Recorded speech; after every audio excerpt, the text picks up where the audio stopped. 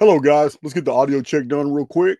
We have Mark Devlin backstage, our special guest today, and today we're gonna hear about the other side of Mark Devlin. Many of you know of his DJ history and his previous channels. We were backstage, and he was telling me that it's been a rough ride. Like myself, he's been kicked off of Facebook, but he was also banned on Twitter for a while. May still be, but he's there's a lot of good high quality content creators that are being ignored because of the censorship, because of the amount of energy that's being expended by these the corporations, Fortune 500 companies, government censors that are just trying to really quell the human message that's being spread across social media. So we're gonna hear about the other side of Mark Devlin today. It should be a really good chat. Audio's good.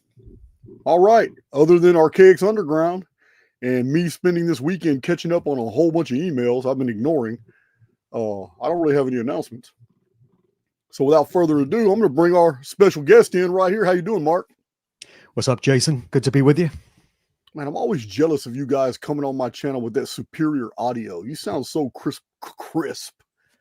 You know, the funny thing about that is ever since I've started doing these podcasts and such, best part of 20 years, I've been using the mic that I always used to use in my DJ gigs. It's a Shure SM58, and it's like the industry standard that DJs use to do announcements in nightclubs and things like that. And I tried a couple of times getting a studio quality mic, very expensive ones, and hooked them up to my MacBook. And the results I was getting came nowhere near equaling what I was getting from this mic. So I ditched the expensive mics and just carried on using this one. And I think it depends on how a piece of equipment is suited to your individual voice. And mine seems to get on very well with the Shure SM58 and not so well with the studio quality ones. Wow. Okay. All right. I've tried some expensive. I had the Joe Rogan mics, and they don't work good with my voice. They don't good work. I got a soundproof studio. They don't work. But this one, this is like $350. This is the I don't know if you have access to these in the UK. This is the Hype Mic Apple G. I think I've seen that. It cancels noise about anything 5 or 6 feet away from the mic, but up close it sounds fantastic. Yeah, but yeah, it's not near as expensive. Yeah, it's not near as expensive as some of those other mics I've had to ditch for the same reasons. Audio's terrible. Exactly. So we were talking backstage, and I was mentioning because I recently had a musician on my channel. Are you familiar with Conspiracy Music Guru? Oh yeah, Alex. Yeah. Okay, Alex was on my channel recently, and we had mentioned you. Said, "Oh, Mark Devlin's coming on," and I was kind of expecting more of a reaction, but it was my misunderstanding. I had misunderstood and I thought I had another musician coming on my channel. Come to find out your history as being a DJ. So you have a lot of experience public speaking. You would have a lot of experience being in front of crowds, being out in the public venue, and all that. But you made a very interesting comment, you say that your newer material, despite losing all these channels and being kicked off different platforms, you're still trying to go hard right here on YouTube, but your message is changing. Tell us about that. It really feels as if everything that I did in my previous career was grooming and grounding me for what I'm doing now. And I used to think it was part of some divine plan, and it was maybe my higher self in the spirit realm constructed these things in this lifetime for me to go through to have these experiences. I don't see it that way anymore, and we can get into the reasons why I don't see things that way, if you like. But everything that I used to do in the DJ world has been transferred over to what I'm doing now. So I used to do radio shows. I was on various FM radio stations. So I got used to introducing music and speaking on the mic and stuff like that. And I DJ'd in clubs up and down the UK and internationally. So I was used to chatting on the mic to crowds in clubs. I was used to traveling around all over the place doing gigs and having a very hectic travel schedule. And all of that has been transferred over. So instead of doing DJ gigs now, I do speaking engagements at conferences and meetup groups and things of that nature. So I'm still addressing the crowds. And I'm doing podcasts, and I have my own conversation-based show called Good Vibrations, where I interview guests. So my experience doing radio and interviewing music artists has been put to use in that side of things. And just the hectic schedule and organizing everything and staying on top of my business, I had a lot of grounding in that as well. And I've been way more successful as an author, researcher, and public speaker than I ever was as a DJ. I wanted to be more successful as a DJ, and I aspired to being on high profile radio stations and playing much larger gigs and clubs and festivals than I did. But it just feels as if this is where I'm meant to be. And again, I don't say that meaning that it's part of any sort of divine plan. It's just where my life has gravitated towards. So I'm doing now what I was always cut out to do, I think, in terms of putting out the books, doing the podcast, doing the live presentations, and coming on shows such as this.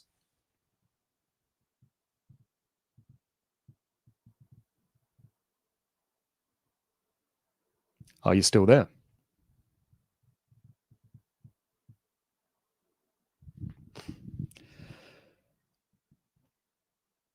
I can't see or hear you, Jason. Have I lost you?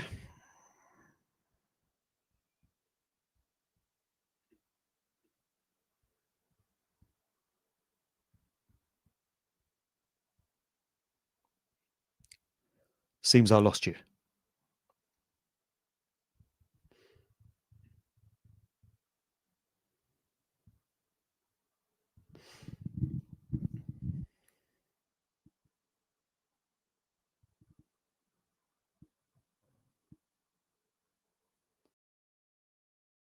What is going on? My StreamYard. All right, guys. I don't have no idea what just happened in StreamYard, but why I can't put Mark Devlin on the screen with me at the same time is a problem. I have no idea. StreamYard just tripped out on me. There's nothing I can click on that brings him on the screen with me. There we go. Okay, we're back. Can you hear me? I can, yeah. It's funny, we were talking just there about getting deplatformed and getting kicked off of video channels and such. And right in the middle of that discussion, StreamYard drops my feed. I'm going to tell you what happened. I grabbed this mic. And when I grabbed this mic, I guess a loose setting, because my StreamYard says your mic is no longer connected. So it took me off the screen and let you talk by yourself. Sure. And while I was trying to change my mic to something else to default it back to I have 3 mics in here. I could just choose from a laptop or from the camera. And it wasn't letting me choose. I was like, wow, man. I said, man, I should have never picked up that microphone. So I'm on a different mic now. I may sound a little bit different, but as long as you can hear me. I can, yeah. Happens to all of us. Yeah, so I heard everything you said. I just wasn't on the screen. Okay, cool. So yeah, I've got this new career for myself, and it was never part of any plan that I had in mind. It surprised me as much as anyone else that I'm doing this with my life, and that it's become my main full-time job, to the detriment of everything else. But it is what it is. I'm pretty much unemployable now, so it's not as if any corporation would ever want to hire me, which is fine because I never plan to get another corporate job. But when you do this sort of work and you put yourself out there publicly and you say certain things on public platforms, you burn a lot of bridges. There's no way back to what you were doing before. And I'm sure we're all familiar with processes like that. You probably are yourself. Oh yeah, I've burned many bridges, but no doubt. I don't even care. I've been offered a lot. I've been offered a lot of money, Mark, to do different things that I don't agree with, and I tell them no. I've been offered a lot of money to give speeches about things for which I do not believe in, and I'm not going to participate. I've been offered quite a bit of money to bring the Archaix community to some of these large conventions, the type of conventions that these big authors and these like Comic-Con type deals where a whole bunch of truthers all get together, but I won't participate in those. And it's frustrated a lot of these people that run these venues and all that. So I've been offered a lot of money to promote things on my channel, and I don't have commercials on my channel. And if you see a commercial on my channel in the middle of my video, it's because YouTube found something that they could complain about as far as copyright, like my Matrix video. And I did a Matrix video and YouTube ruined it. They just ruined it. They hijacked it for copyright notice and then turn around and put ads in it. Nobody even watches it no more because every 2 minutes you're going to watch 3 ads. It's just ridiculous. So I get it, man. I totally get it. You're going to burn a lot of bridges, but you tap into the community that you're resonating with the most when you do that. You don't want to talk to those other people anyway. Well, exactly. And about 95% of the people that I used to know when I was a full-time DJ, other DJs, people in the music business, friends that I'd met in clubs and stuff like that, the minute I started posting about what was going on in the world and giving my perspectives on what this place is, they all just disappeared. I've kept about 5% of my old friend base, but that's fine because they've been replaced by a much higher caliber of friends and associates. And I know a whole load of people now, thousands and thousands of people that I've met through the course of doing this work. And I've got friends all over the world now as a result of networking with them and linking up with them at events and such. And so, yeah, no complaints on that front. The people who are in my friend circle now are people who I would really want to be there. There's no dead weight being carried. Oh, yeah. So do you ever travel outside the UK? Yeah, I do. I used to travel a lot as a DJ. I played in about 45 different countries over the course of 20 odd years. But since I've been speaking at conferences and covering the material that I do now, and which I've put out through my books, I've done a fair few conferences. I did the Free Your Mind conference in Philadelphia for 3 years running, 2015 to 2017. I did one in Arizona, Truth, Mind, Reality in Phoenix. I did a mini speaking tour last year, which didn't go too great on the East Coast. I had to cancel my planned event in New York City because there was just a lack of interest in the material, unfortunately. But I did gigs in New Haven, Connecticut, and Philadelphia, and where was the other one? Boston. And that was April last year. And I've also spoken a few times in Europe. I've done an Acapulco once in Mexico. I did Liverpool in Serbia just the other week. So I've always enjoyed traveling, and it's been a great way to see different parts of the world and have amazing experiences during the course of my work, initially as a DJ, but now putting out this kind of information. That's awesome. So you were down there, you met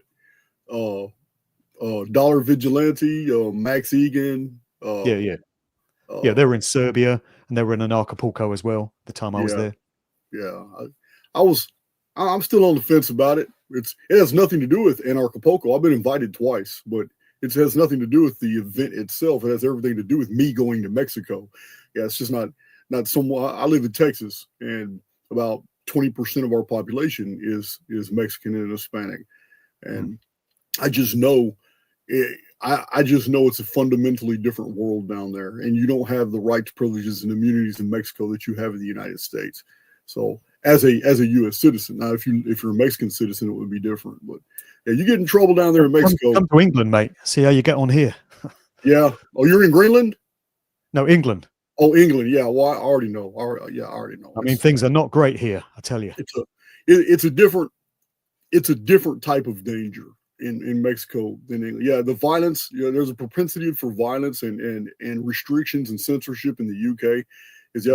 But in Mexico, right here, even in Texas, people disappear on a daily basis. Right here in my local area, I'm talking about right here in Texas, people disappear and they're smuggled over the state lines. There are whole ranches and farms in Mexico that are known for slavery. They're working the shit out of people that are just being kidnapped off the streets. Human trafficking is extremely real in Texas, between Texas and Mexico. And a lot of people abducted from Texas get ferried through Mexico into Central America, South America, and then get sent overseas to like Arabian countries and all that. But yeah, slavery is still alive and well, and for all different purposes. But not good. Yeah, it's a whole other world out here in some places. Texas is a big place, so I'm not talking about all of it. I'm just saying the borderlands. It's a big place. Sure. Well, maybe we should talk about what kind of a world, what kind of a realm of existence could facilitate that kind of activity in the first place.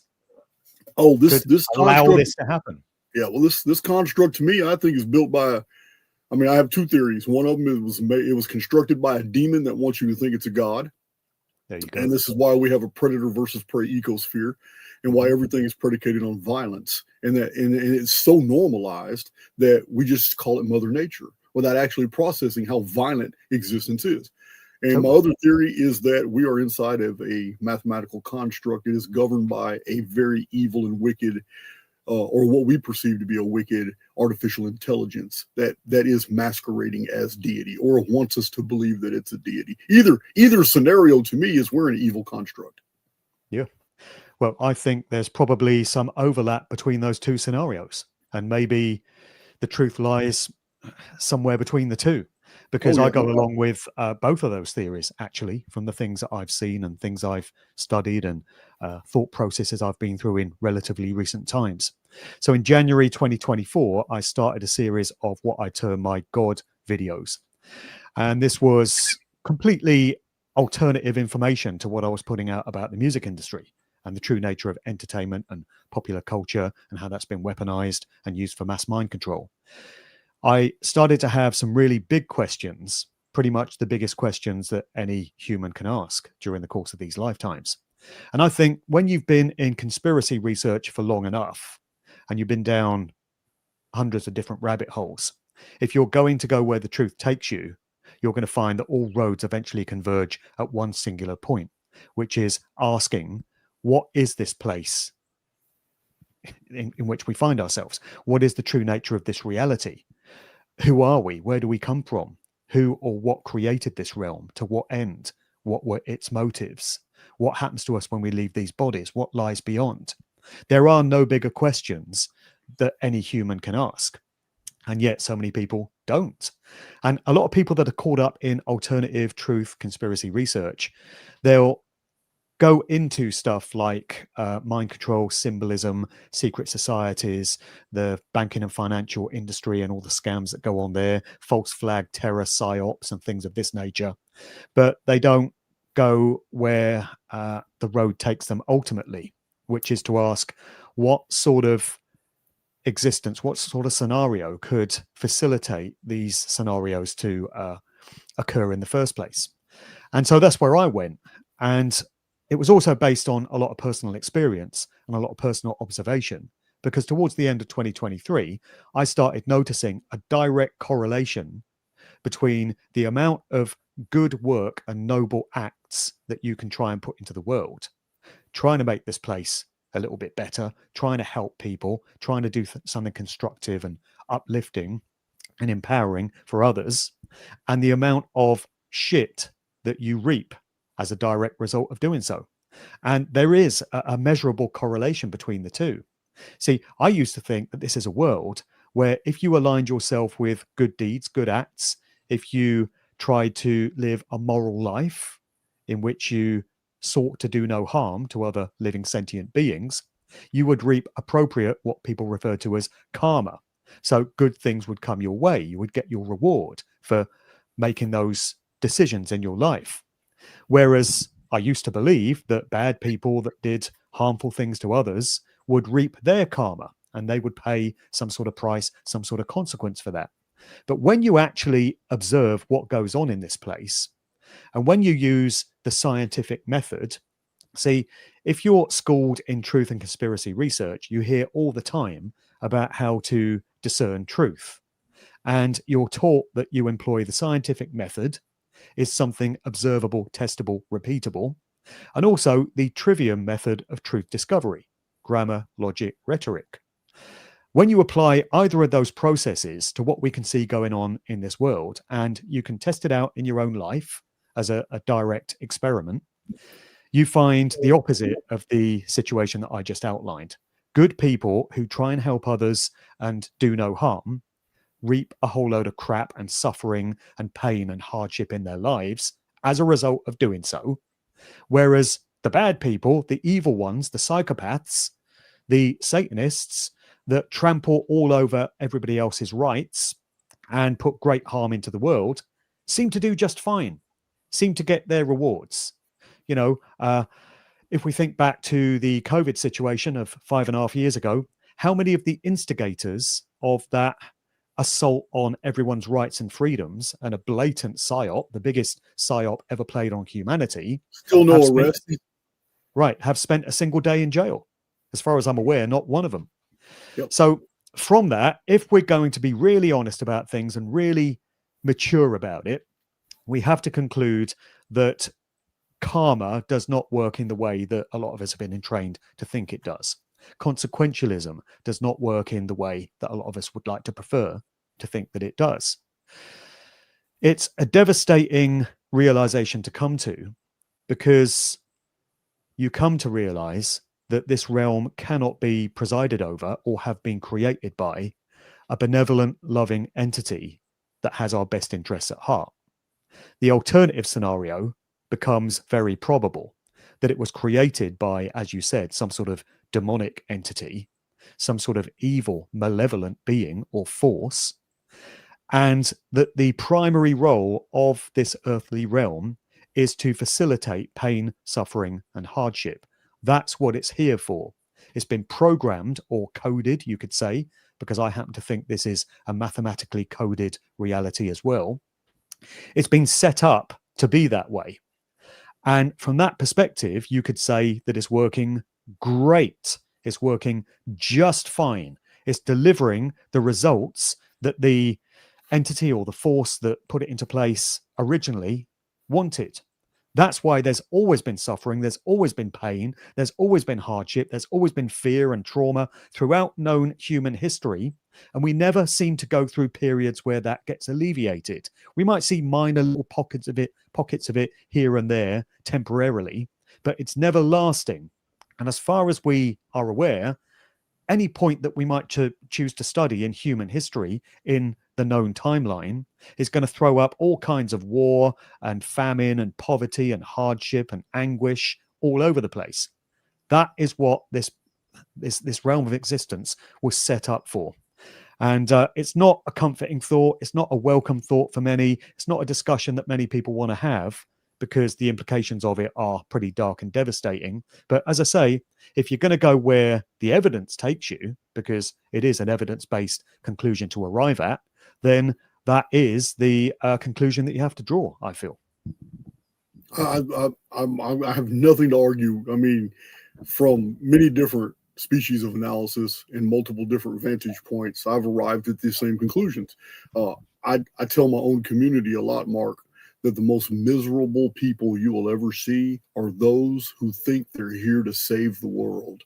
And this construct is not here for us to say, to save. It is working optimally. There's nothing wrong with it. It is doing exactly what is intended. This negative default based programming in the field where it makes everything like karma can be real. Our interpretation is wrong.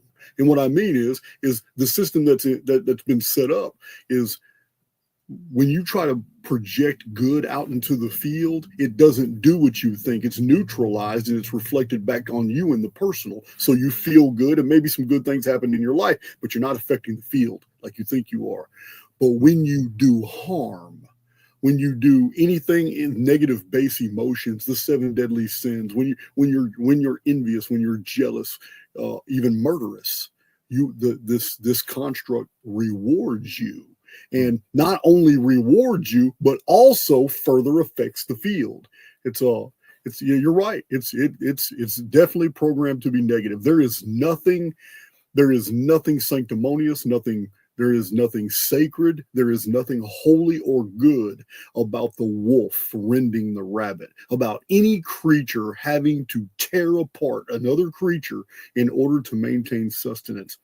That an avian would have to rob the nest of another creature to feed its own younglings, violently tearing apart a little youngling from another nest that didn't even have a chance to live yet. There's nothing good about that at all. We've just been programmed to just write it all off as Mother Nature. It's just Mother Nature. That's all. Yeah. Well, I'm so glad you pointed that out, because again, so few people want to have that kind of conversation because it's very uncomfortable. It's very unsettling. But if we look around at the so-called food chain, the so-called natural world, it's an absolute horrific bloodbath. It's full of violence and barbarism, and it's been set up to be that way. And it would not have been that difficult for the entity or the force that created this realm, call it God if you will, to have constructed things differently. I mean, even I, with my limited amount of intellect, can see how I would have done things differently. So we've got everything set into place. We've got the hills and the mountains and the valleys and the oceans and the land.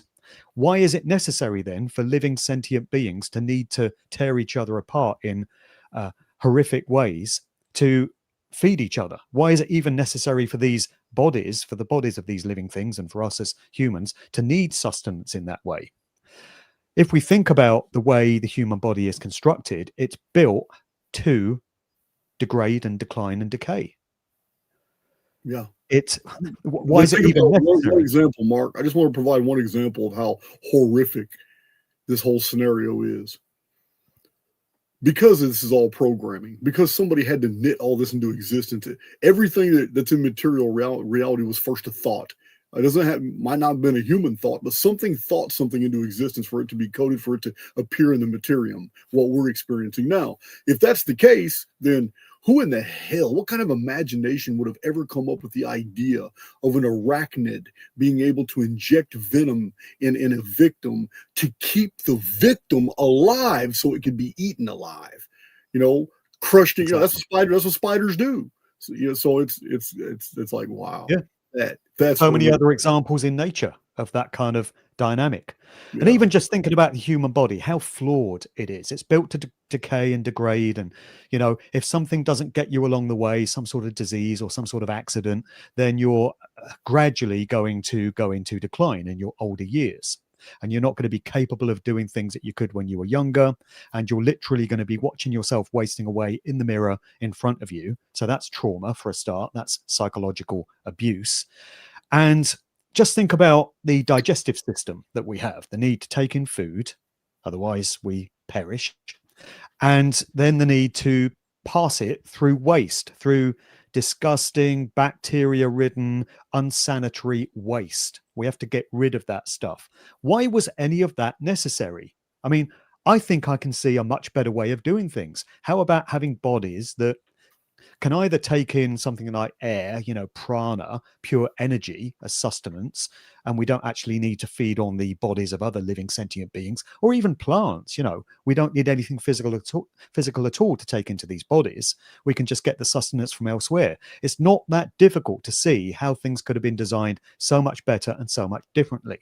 The reason we have the bodies that we do is because they were intended to be that way. The aging process was intended as part of what we would go through here. The trauma and the psychological pressure and stress and anxiety that brings was intended to be the case. We're supposed to watch our loved ones get old and waste away in front of our eyes and know that one day that's going to happen to us. And that's without factoring in all the stuff that goes on in the so-called animal kingdom, the food chain, with all its barbaric examples.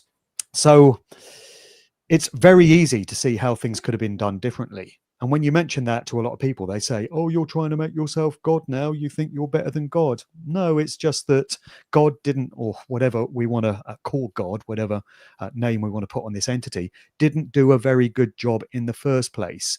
There are so many flaws in this system. There are so many mistakes which were made when we want to look at it from a state of higher consciousness. And it's so easy to see how all of that could have been fixed.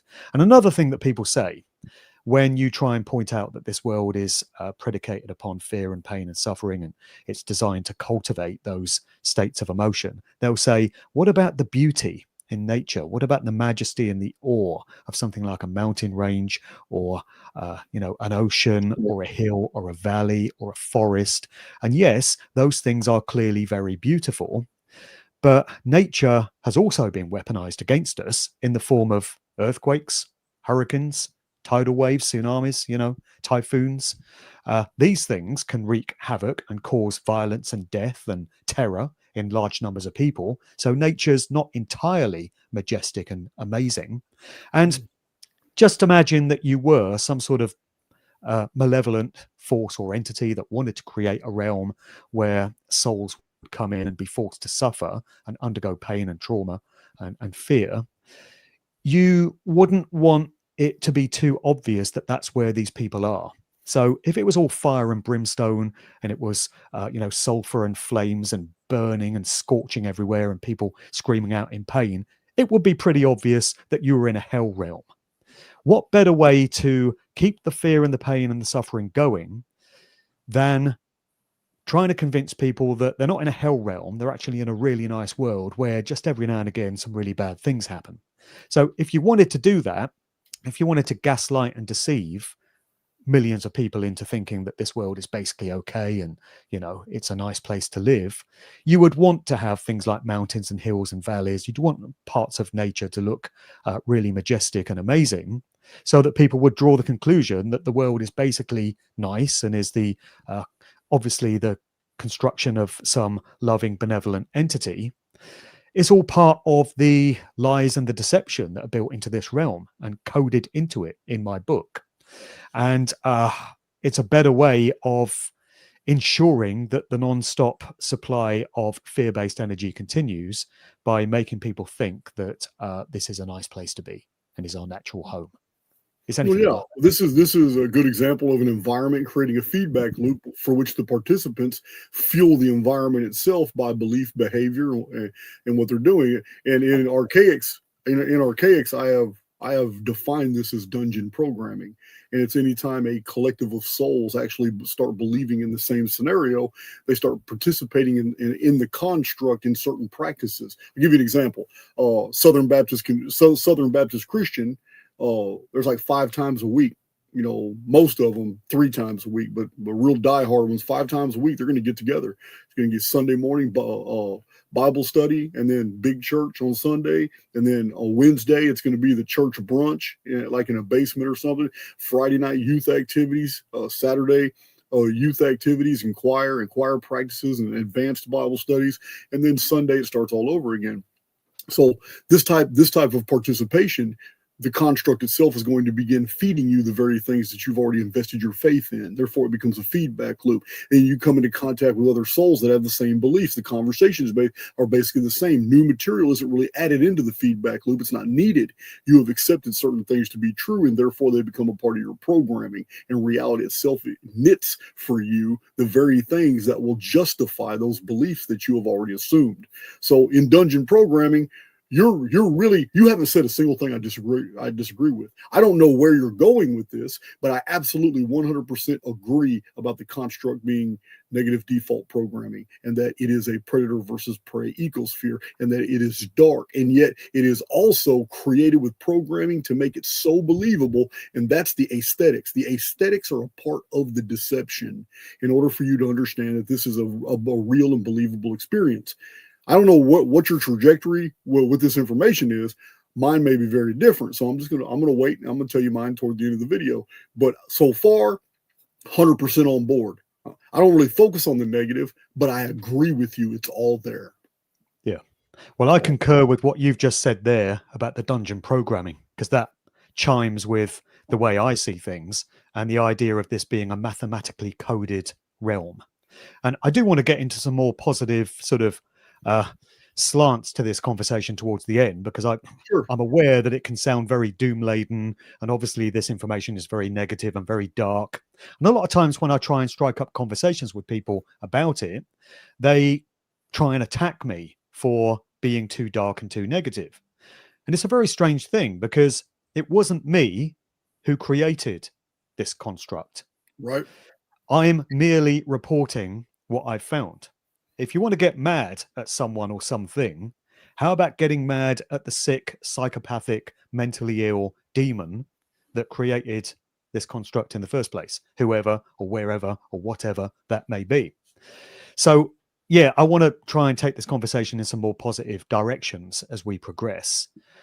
And I do have some viewpoints and perspectives on that. That's awesome. Yeah. The idea of this being a mathematically coded reality, I think, explains the phenomena of synchromysticism and synchronicity. And I used to have these sort of things happening to me all the time. And I used to think it was really good. I found a lot of encouragement in it, because I used to think it was the creator, the most high, the original one true God, if you want to put that label on it, communicating with me through mainly numbers. Because I used to get so much numerical synchromysticism and synchronicity happening in my life. Mainly, I used to see my born date, expressions of my born date everywhere.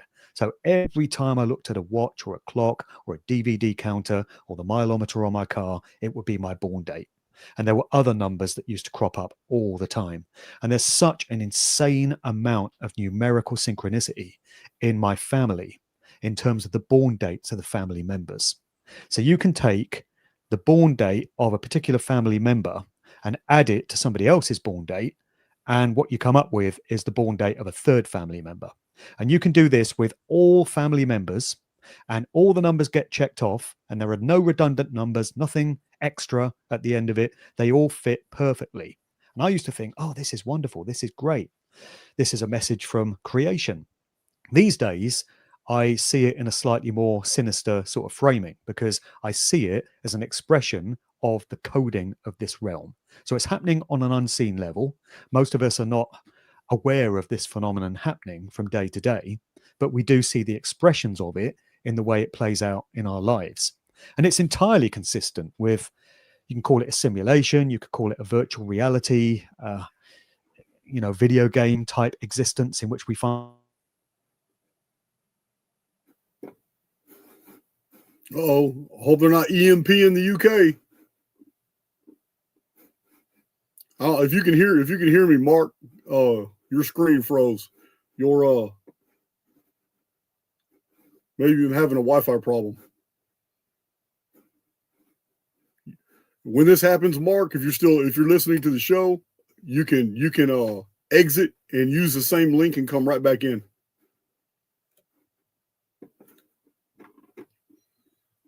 So one of my mods put that in the chat in case he's following the chat. Say he can exit and use the same link and come right back in.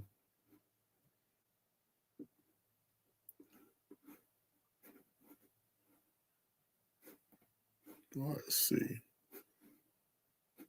All right, he exited. He'll be back in. He can use the same link.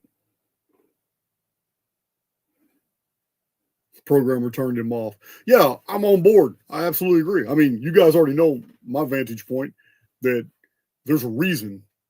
This isn't by happenstance. There is a very definitive reason for the progress, maturation, and development of souls passing through this construct. There is a reason why everything is in the negative. We have to approach reality like Indiana Jones. It says we got to avoid the traps. You got to avoid the people that are closest to you who are pretending to be a friend, but they're actually an enemy. They're actually an enemy. You got to, just like Indiana Jones. The people that went into the jungle with him, hell, they turned on him, remember? Left him for dead, then turn around. He had to avoid the traps. You got to get smarter than the environment itself to get to the treasure, but there's no way to get to the treasure without going through the dark. You got to go through the dark. Maybe let me send him an email. He might not even be looking at the he may not even be looking.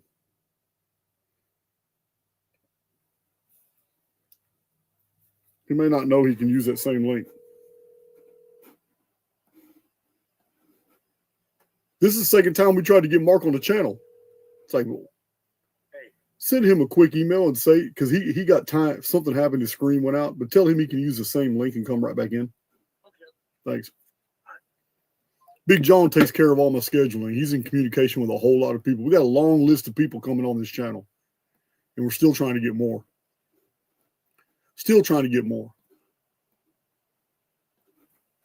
Maybe we can get Randall Carlson to come on here and answer some questions about Atlantis. Randall Carlson's got some good information on other things, but I'm never going to let go of that juvenile, pedantic Atlantis is 9,600 BC BS. Yeah, just not going to let it go. I say you guys like Hancock have married way too many other theories to this. Yeah, there's no But Indiana Jones, people closest to him, come to find out they weren't in his best interest. He had to go through the jungle to get to the treasure, but to get to the treasure, he had to avoid the traps. And in avoiding the traps, he had to go through the dark to get to the light, because the treasure right there was in the light. Yeah, and then remember, there's a lesson here. I could decode the Raiders of the Lost Ark I need to do a decode video on it, because there's a lot of symbolism here. If you remember, Indiana Jones had to step on certain.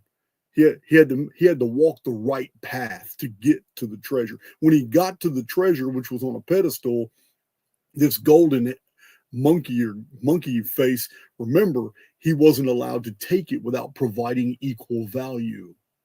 You remember that? He got it, got a bag of sand, felt the sand was a little too heavy, which was kind of stupid on my part because sand is never heavier than gold. But he pinched some sand off, threw it to the side, and then switched them out. He tried to provide equal value, but it didn't work. He took too much sand out, and it triggered the trap.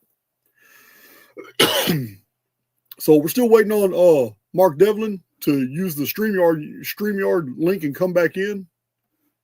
So bizarre. John should have sent him the StreamYard link again. But we tried to get Mark Devlin on, 2.5 weeks ago, and it was just a real bad scheduling deal. So we just left the video on YouTube. That's why this video has been left on YouTube, rescheduled. And then we reschedule it for now. And look, I've been having problems I got knocked off the screen. Now he's getting knocked off. Damn. Has Mark appeared in the chat at all?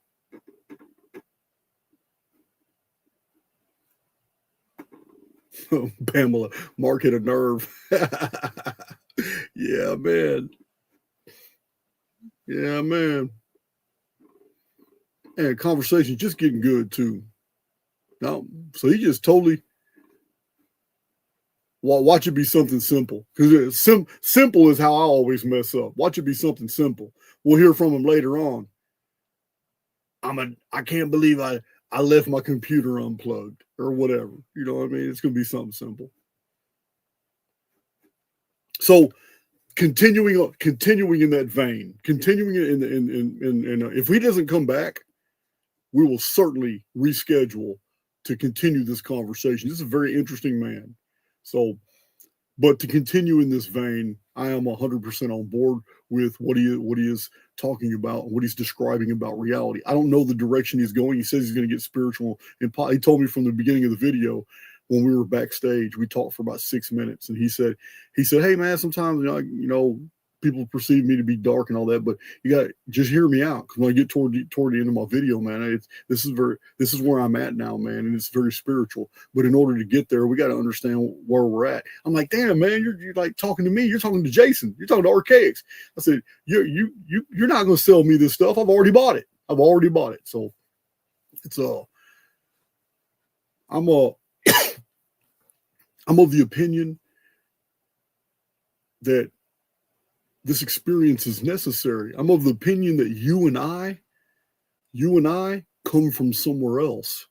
I'm of the opinion that other place is a place of great restriction, meaning things aren't possible there that are possible here, because it's a fundamentally different reality. It's safe. It's a place of learning, but it's all intellectual, and it's safe. You don't have all these physical problems, all these threats to our bodies and avatars. I believe that you and I signed up for this, and when we heard that, man, you could enter in the sim. It's like the lottery. You don't know, it's massive, this massive rotisserie, and you got to jump in one of the cogs, and it's going to take you, and it's going to dump you out somewhere in the sim. You don't know if you're going to be born the son of a rich family. You don't know if you're going to be born in the sub-Saharan Africa in a Neolithic village, fighting against other villagers for the rest of your life. You don't know if you're gonna be raised an Etruscan mariner, and for the first 30 years of your life you're living on the ocean. Then you get captured by a trireme and then sold into slavery, and you end up living out your days chained to a trireme, where you are rowing warships for the Phoenicians every single day. You don't know. But you do know that it's all a dream. You're signing up to participate in the most realistic, badass, awesome experience ever, because while you're there, you're going to believe death is real. While you're there, you're going to believe that you're really in pain. You're going to believe that you're really hungry.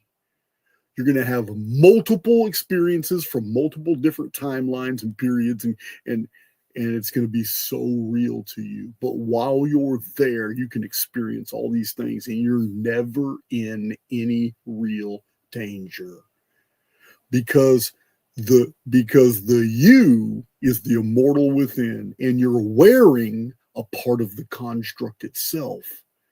So if any damage comes to you, it belongs to the construct. It's called your avatar. This right here does not belong to Jason. This right here belongs to the environment that I'm in. Oh, Mark's back. Mark is back. Hold on. They will need to connect their mic and cam before you can add them. Okay. Hey, Mark, if you're listening, all you got to do is go back in. For some reason, it just defaulted all your settings. It needs you to correct your settings on your audio and on your camera, and then it'll allow you to pop in. It says they will need to connect their mic and cam before you can add them to the stream. Yeah. Yeah, man. So bizarre. So yeah, it's this avatar totally belongs. It totally belongs to the construct. So anything that happens to the avatar isn't even really happening to you. You're the immortal within. And this to me, you guys know I call it the Nemesis simulation. Yeah, it looks like Mark might be having some trouble. StreamYard's really tripping out today.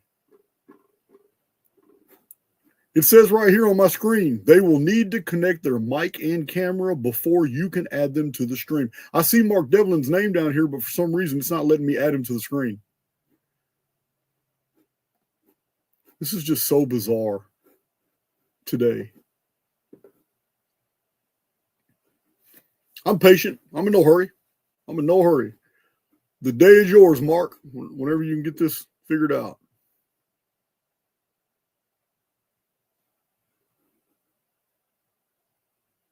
Jasmine, Archaix, Ali shared that internet issues today. I don't know what that means. Ali shared that there was going to be internet issues today. It still says the same thing. Yeah, now Mark Devlin's gone. I don't understand. If we can't get him back in the studio, I will certainly. You know what? I'm going to send him a new invite link. That's what I'm going to do. I'm going to send it to him right now. Maybe he just needs a new invite link.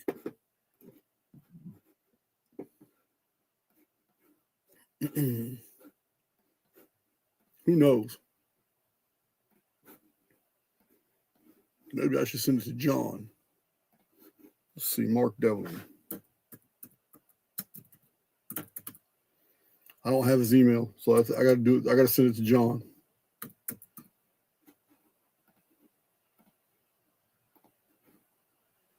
All right.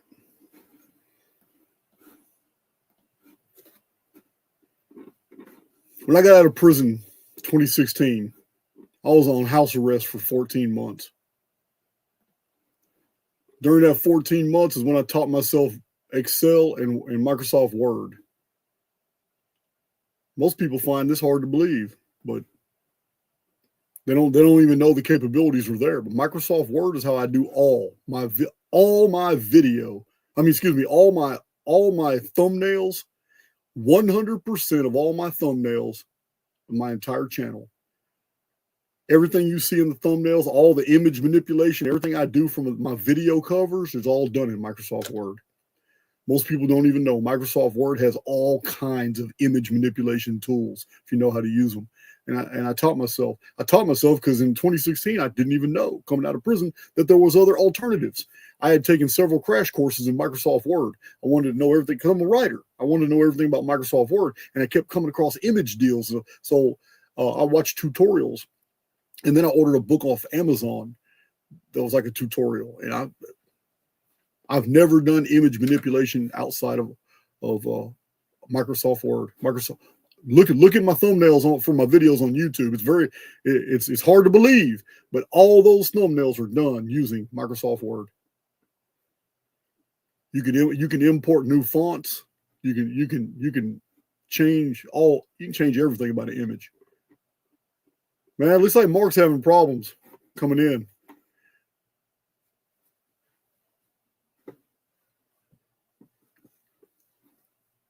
I don't know, guys. I don't know what happened. He said he was on a MacBook. I don't have much experience with MacBooks.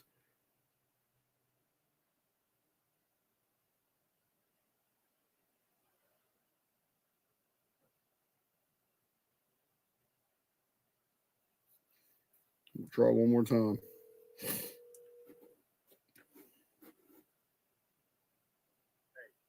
Maybe there's a link corruption. I just sent you You already did. Well, you're on top of it, man.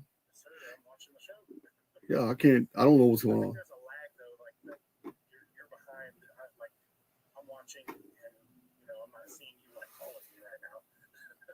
There is a lag. Yeah.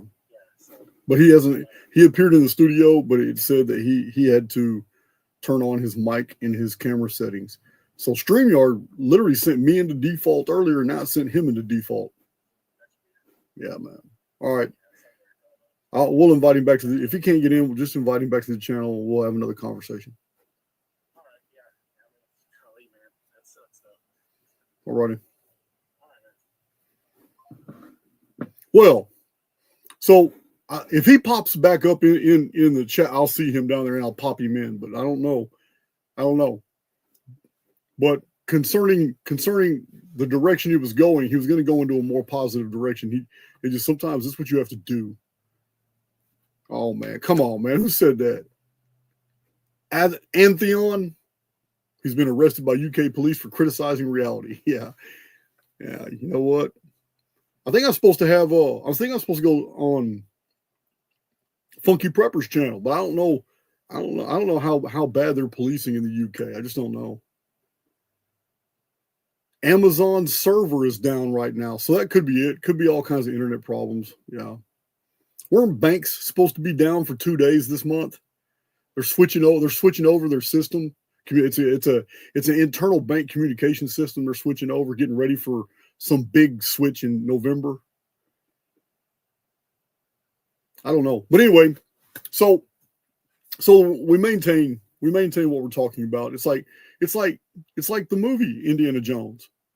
There are so many things about the Raiders of the Lost Ark that maybe I should do a breakdown on that movie, because it's a work of genius. There's no doubt.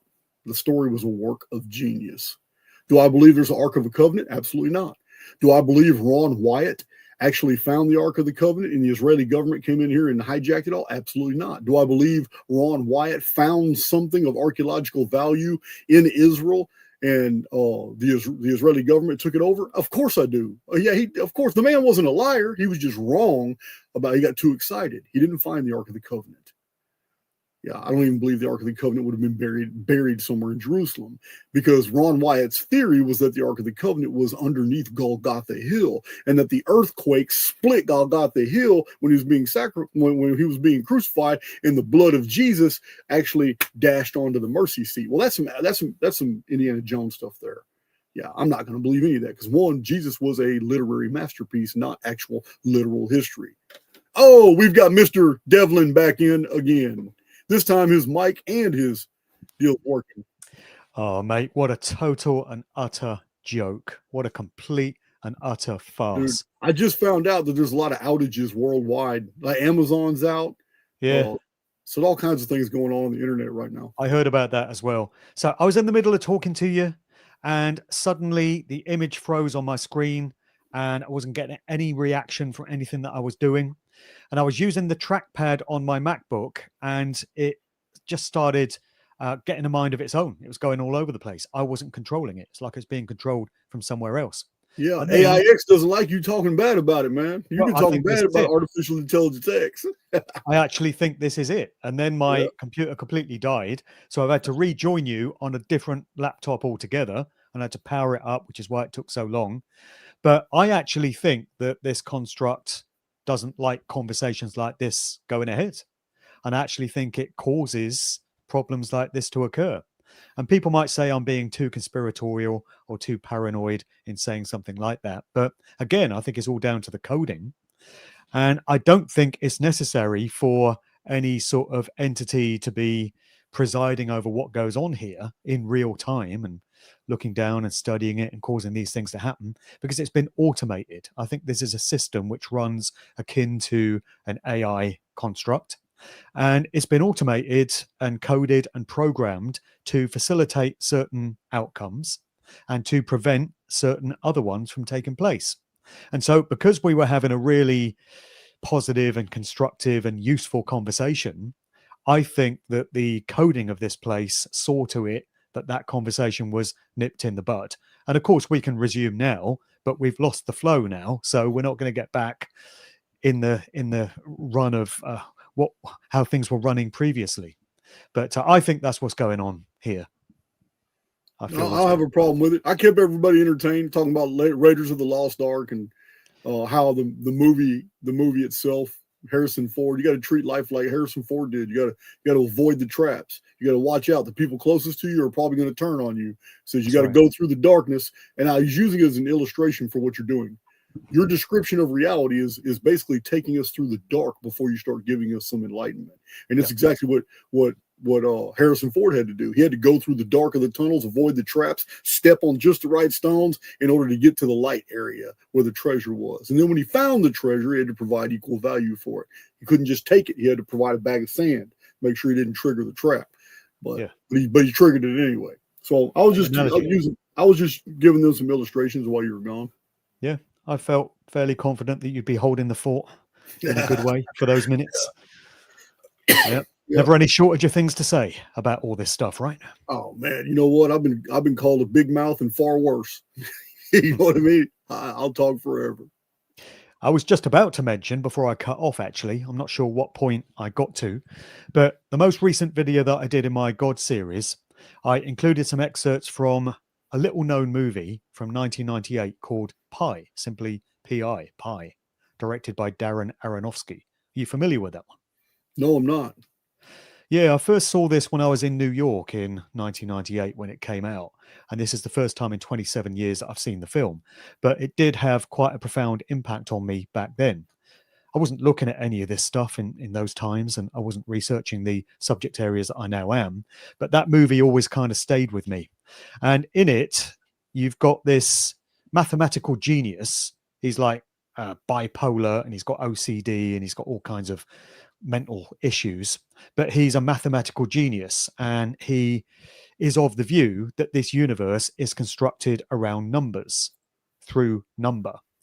And he's got a couple of interested parties. So there's this really shady, corrupt stockbroking firm that want to tap into his mathematical knowledge to manipulate the stock markets for their financial benefit.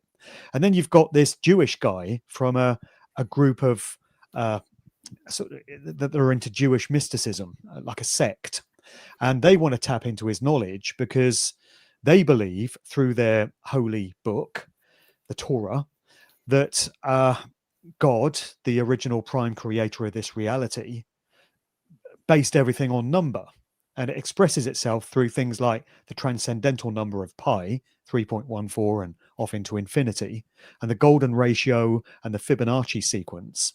Mm-hmm. And the movie reminds us that these things can be found everywhere in nature, in the shape of shells in various animals, in the shape of leaves, in the shape that we get in our fingerprints. A lot of this can be converted into the Fibonacci sequence. And even human behavioral systems, predictive systems of analysis, Elliott wave theory, it's all shown that pi is a fundamental in all of them. Right. Well, you would love this movie because it totally goes there with that way of seeing things. And so I included a couple of clips in my most recent video because it reinforces my view that we live in a mathematically coded construct. And that was the point that I was making in the last video. And it just becomes clearer and clearer to me that this is what is going on here. And it causes certain things to happen, like our call cutting out right there. And I've also looked at this phenomenon of synchromysticism in my music industry work, because I've noticed certain patterns that are very demonstrable, very evident in some of the work that I've put out. Notably, the amount of synchronistic crossover and overlay between the Beatles. So I've endlessly analysed the music and the output and the motives and the likely agendas of the Beatles, and the movie Rosemary's Baby, directed by Roman Polanski, put out in 1968. The most obvious one is the fact that Rosemary's Baby is set in the Dakota Building in New York, just off Central Park. In the movie, it's called the Bramford, but the exterior shots were all filmed at the Dakota Building. And that's the place where John Lennon was assassinated outside of in December 1980. Doesn't Kate Middleton often, or was it just recently, something in conjunction with an assassination? Kate Middleton was dressed just like that woman in Rosemary's Baby. Do you remember that? Yeah, that's right. When she was parading her latest baby, she was dressed just like Mia Farrow's character in that movie, Rosemary's Baby. Yeah. And people have interpreted that as, them openly expressing their affiliations with Satanism by. Yeah, and this was like very close to the time of. It wasn't the Charlie Kirk assassination. It was a while before that. Yeah, it was close to somebody else. I remember something. Maybe it's the death of the Queen, or I don't remember. Yeah, it's quite a few years ago now, but I know what you mean. And then another one is in the movie Rosemary's Baby, you've got a character, this young woman, who falls to her death from an upstairs window in the building. And she, where her body hits the ground, there's a white Volkswagen Beetle car parked, which gets splattered in blood. And this is right around the spot where John Lennon would himself get assassinated all those years later. And it appeared to be getting depicted in this movie. So this ties into the phenomenon of predictive programming, which is something I've looked at again in my work endlessly. And I used to think that when you would see depictions of real world events which were yet to happen being shown in movies and TV shows and music videos and things of this nature, it was because there were conspirators that were sitting around a table and plotting all this stuff out. And they were saying, yeah, we'll put this into this movie and we'll do this way. We'll have this piece of symbolism in this TV show. But I now veer more towards the idea that it's the construct itself which is causing these things to happen without the need for complicated human planning, because there's just so many synchronistic overlaps. It just goes beyond the realm of it being possible for humans to have planned all this. And it feels more as if it's being automated by the coding of this matrix construct. And that's what I now feel explains things like the amount of crossover between the Beatles and Rosemary's Baby. For some reason, that group is just tied in with that movie, Roman Polanski, Sharon Tate, Charles Manson. All these different elements are tied together. And I just don't think anyone could have planned it that intricately. Well, you've done a little homework to know the connections with Tavistock. Tavistock operations and SRI were real big back then. There's the Stanford Research Institute. It's like PSYOP Center here in America for about 2 decades. But yeah, it's like the American version of Tavistock. Yeah. So I agree with you. It's AI programming. But we have people that are in on it, like Spielberg, Steven Spielberg. Even his name, Spielberg. You put out Spiels, these famous movies. But Spielberg, he has a pseudo history, an absolutely falsified history. It is completely untrue. But he has this published history as to how he broke into Hollywood media. He was born into it, but he had to come up with the story of how he just broke into it. And then I come to find out George Lucas for years. I'm looking up to him like, oh, this Star Wars, this dude's awesome. I always thought he was an outsider. I always thought that he broke into Hollywood the hard way, an outsider. And then when I do a deep dive on his research, who he is, who his blood relations are, like, oh my God, they're all the same family. Every single one of them are the same family. Like, that's what they want you to think. All these Cinderella fairy stories to explain. None of them are true. They didn't earn their positions. It was all handed to them. Right. Think of the Beatles. Yep. We're entrained to think of them as 4 regular working class lads from Liverpool who put together a band, came up with a few catchy guitar riffs, wrote a few songs, punted around a few demo tapes, and just got lucky. Did a bit of hobnobbing, networking, met the right people, and just happened to become the most influential and prolific music band of all time. Could have been anyone, guys. Just happened to be them. But you raised a very interesting point there about names, because I think the naming of certain individuals is also an expression of this same phenomenon that I was talking about. So some examples: Masaru Emoto, this Japanese scientist who did a lot of studies into water consciousness. His work demonstrated that water is a vessel for consciousness. And he used to do things like expose water to words that had some very strong meanings. So it would be words like anger or hate or fear. And he would freeze the water very quickly and then, under a microscope, examine the patterns that the water crystals had formed after being exposed to these words. And he found that in the case of these very negative leaning words, the patterns would all be very discordant and very haphazard and chaotic. But when water was exposed to words like love and care and things with much more positive intent, they would arrange themselves into these beautiful geometric patterns, which were just stunning to look at. And so his contention was that the intention behind the words was what was having the effect on the water. And we could think about how that expresses itself through the human body, I guess, given that so much of our bodies is made up of water. If that's the way water reacts to certain words and phrases when it absorbs it, it's got to be having an effect on us. Anyway, the point I'm making is that his name was Emoto. So that's similar to emotions. And his work was all about emotions and consciousness. Yes, his work went a long way in cymatics. I'm familiar with the guy. I'm 100% on board with that, and it's the reason why the new war being waged against the human race right now is a frequency war, because these towers and all these frequencies that are being put out by our smart meters and our cell phones, they're affecting the structure of the water in our bodies. There's no doubt. Exactly. So his name was Emoto, emotions. Then what about the guest you had on a few weeks ago, Mark Passio? Would it be fair to say that Mark's a fairly passionate individual? Yes, Passio passionate. I see that. Yeah. I mean, he goes off on his video rants. Got a lot of traction. I could not believe how much engagement that video got. Not just people watching it, the comment section just exploded. So he really triggers people for good or bad.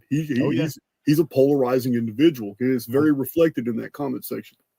Mark's got a huge audience, huge listenership, and it's reflected right there in his name, Passio, passion. Yeah, He's I can see that. Obviously a very passionate individual.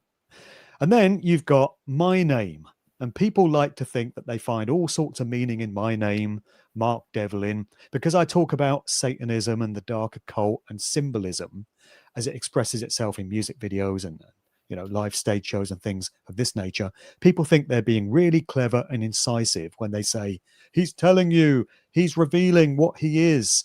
He's placing the truth in plain sight. He's got the mark of the devil in him. And they don't know what they're talking about, because Mark is a very common name.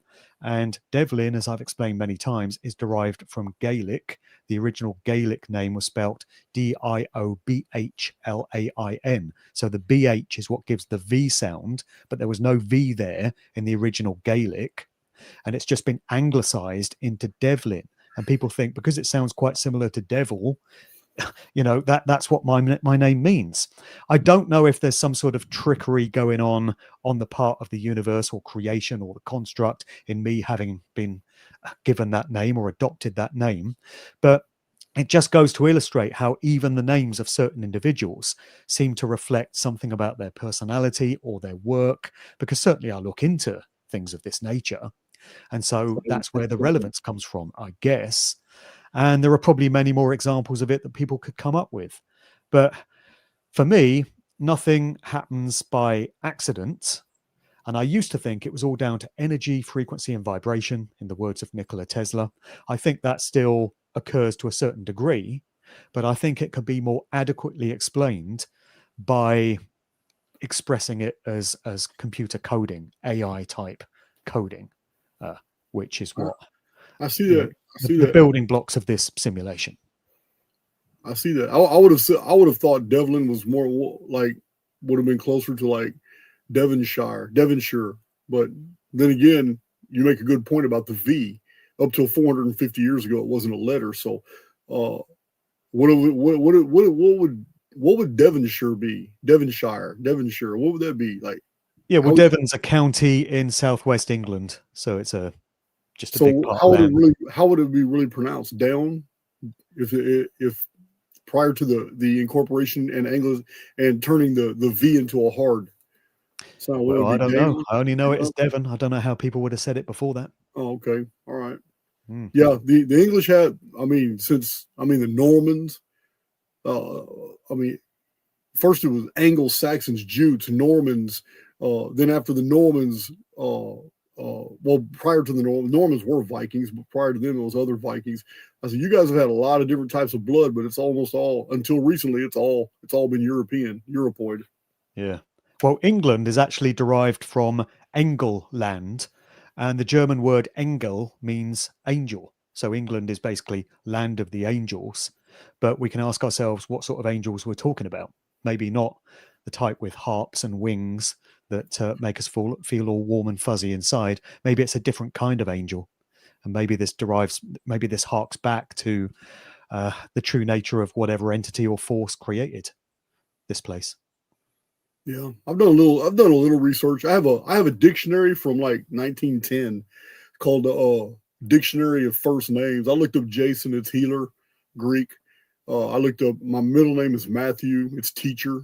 So it's healer, teacher, and I looked up my last name is Brashears.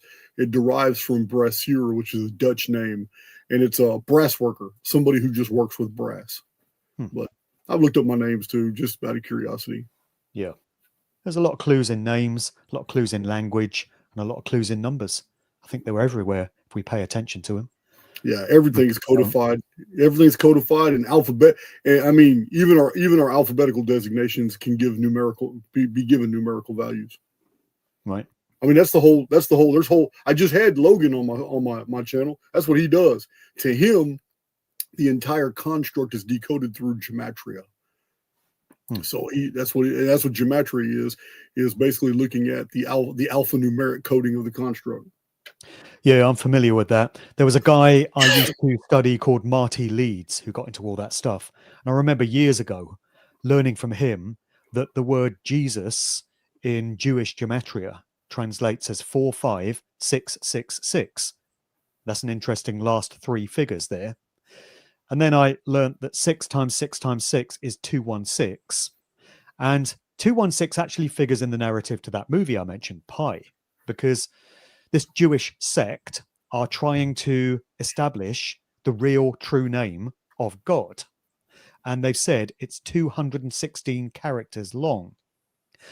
And through my music industry work, I've come across this amazing numerical sequence, which is based around the number 9. And it all starts with 27, 3 times 9. That's where things start to get really interesting. So within music industry lore and legend, you've got the 27 Club, which is this large number of musicians who've turned up dead at the age of 27 in some strange circumstance or other. Yeah, we've all heard of the 27 Club. Yeah. Right. So Robert Johnson, the blues musician going all the way back to the 1930s, was an early sort of founder member of the 27 Club. And then some more famous examples include Brian Jones of the Rolling Stones, Jim Morrison of the Doors, Jimi Hendrix, Janis Joplin, Kurt Cobain of Nirvana, Amy Winehouse, and so many others, all turned up dead at the age of 27. Pete Ham of Badfinger, Ron Pigpen McCulloch of the Grateful Dead. So that's interesting in itself, but then you double the figure each time and it always reduces back to 9. So 2 plus 1 plus 6 takes you back to 9. You double the 27, you get 54. 5 plus 4 is 9. Then you double that to 108. And then you double 108 and you get to 216. And this expresses itself in so many interesting ways. So it's Closed mathematical systems are self-referencing. That's why this is so genius. Anytime you come across a closed mathematical system, it's self-replicating, it's self-referencing. We find this in the measurements of the Great Pyramid. It's amazing. What you're describing here is absolute proof that we are in a construct. Isn't it? It is to me. So you got the 216, and that's the summer solstice. It's the date of the summer solstice in what's referred to as the Northern Hemisphere, 21st of June, 216. There it is. And then you double 216, you get 432. And this is another important subject area in music industry research. 432 hertz is said to be the harmonic frequency to which music should be pitched. The A note should get pitched to 432, and all the other notes fall into accordance with it. 216 plus 216. What's that? It's 216 plus 216. Right, exactly. 432. And the standard international tuning pitch for the past several decades has been 440 hertz. So it's 8 hertz apart from the one that we should be listening to music at, according to musicologists and many musicians, actually. Right. And it's no accident that 440 has been put out there as the international tuning pitch, because this one is said to be very dissonant, very discordant, to bring about states of... I have to interject, because in Archaix, I have published a long line of the meanings of numbers from my own occult and just research from old books. And the number 11 is the number of discord. It's funny you should say that. But this is old mystical traditions from Francis Barrett's era. It's Henry Cornelius Agrippa, but the number 11 is the number of discord and disorder. All right. Well, that's interesting, because 440 hertz, if you take away the 0, you got 44, which is 4 times 11. Absolutely. That's why I said that, because 440 is divisible by 11. Right. Yeah. Exactly. So 432 hertz, there it is. It's this same sequence expressing itself endlessly. And then when you double 432, you get 864, and that ties into all sorts of measurements and statistics that we're given in relation to Saturn and the sun. I remember reading Graham Hancock's Fingerprints of the Gods book in the mid-90s. And although I don't agree with many of his assertions on cosmology, I do remember him saying that the Great Pyramid of Giza was a scale model of the northern hemisphere of the Earth, if you accept that the Earth is a spinning ball, on a scale of 1 to 432,000. Mm-hmm. So I have to interject again, because I've read Fingerprints of the Gods, and I too disagree with almost everything that is originally Graham Hancock. But where I agree with Graham Hancock is a problem, because the data that you just cited comes from Charles Piazzi Smith.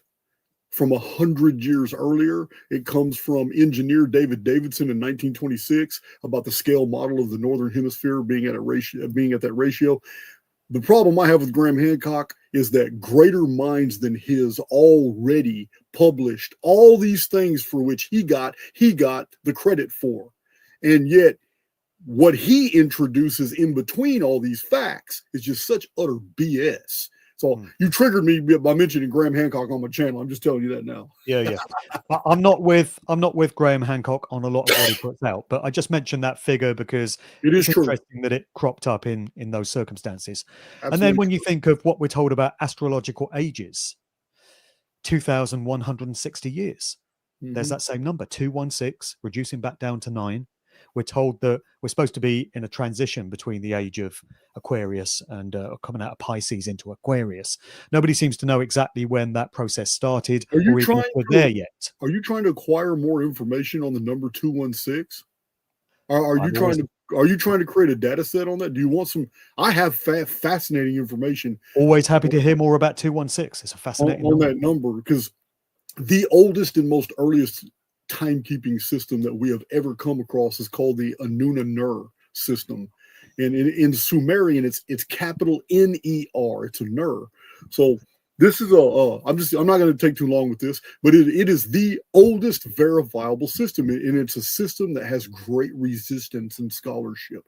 So on my channel, I cited all these academics, authors, and scholars that are claiming that there's never really been a 600-year period. It just doesn't exist. So I clowned them, really. I said, well, here, look at all these professionals saying this didn't happen. And then I released an amazing data set that shows all the ancient authors that are talking about in the epoch before time was measured in 600-year periods. And I cited all these ancient authors. What's really interesting is they also say that the year back then we had not been through a cataclysm in 5 days added to the calendar. Back then, the only year that was known was 360 days. And it's not because man was primitive, because all astrological and astronomical systems back then were also predicated on a 360-day year. Even all the ancient archaeological monuments and temples that had 360 niches or 360 podiums, one to represent every day of the year. For a bowl of milk would be poured every day into a bowl, sacrificing to cat deity. So anyway, what I'm saying is it's very interesting because the 600-year period is precisely 216,000 days. And 216,000 as a number is the base denominator in the Mayan long count, the Quiche Itza calendar, the Olmec calendar. All the Vedic systems are predicated off units of measurement called yugas that are all denominations of 216,000 or higher. And then the Sumerian system itself.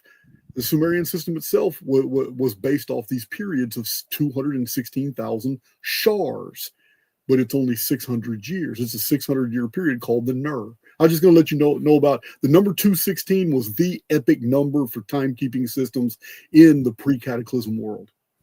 Yeah, that's so interesting. And also that it crops up in that movie Pi as apparently the name of God being consisting of 216 characters. So I know you've done a ton of research on all that, and it just all goes to reinforce the notion that this is a coded reality. It is. And some people might find that comforting because they'll say, oh, it shows the majesty of God, our creator, the brilliant mind that this creation came out of. But again, I would point people to all the pain and the suffering and the trauma and the fear that goes on here, not least in the natural world, and ask whether this really can be the construct of a loving, benevolent, all majestic, all powerful, all magnificent entity. I think it speaks to the opposite because we don't have balance here. This is something that people say. They talk about duality, and yes, there's duality. For up there has to be down. For hot, there has to be cold. For male, there has to be female. For on, there has to be off. But things aren't in balance. If they were, there'd be a lot more joy and happiness in the world. There'd be a lot more joy and happiness in people's individual lives instead of all the stress and the anxiety that we go through. And a great point that was made by Eric Dubay. I watched one of his videos quite a while back. He said, if you think everything's in equal balance in this reality, ask yourself if you would trade even a minute, even 1 minute of the most fantastic, pleasurable experience you could have in life, whether that's a sexual thing, whether it's on drugs, whether it's through meditation or whatever floats your boat. Whatever would be the most pleasurable thing that you think you could go through, would you trade a minute of that for a minute of the most horrific, excruciating torture that's been devised for humanity? That is an absolutely fantastic illustration. I think it is. Nobody in their right mind would say, yes, I'll take a minute of excruciating torture in exchange for a minute of amazing sex or whatever. Nobody would do that. Yeah, because it's the time dilation. It's the time dilation makes it completely unequal. Meaning the things that we really enjoy in life, time goes faster and faster and faster.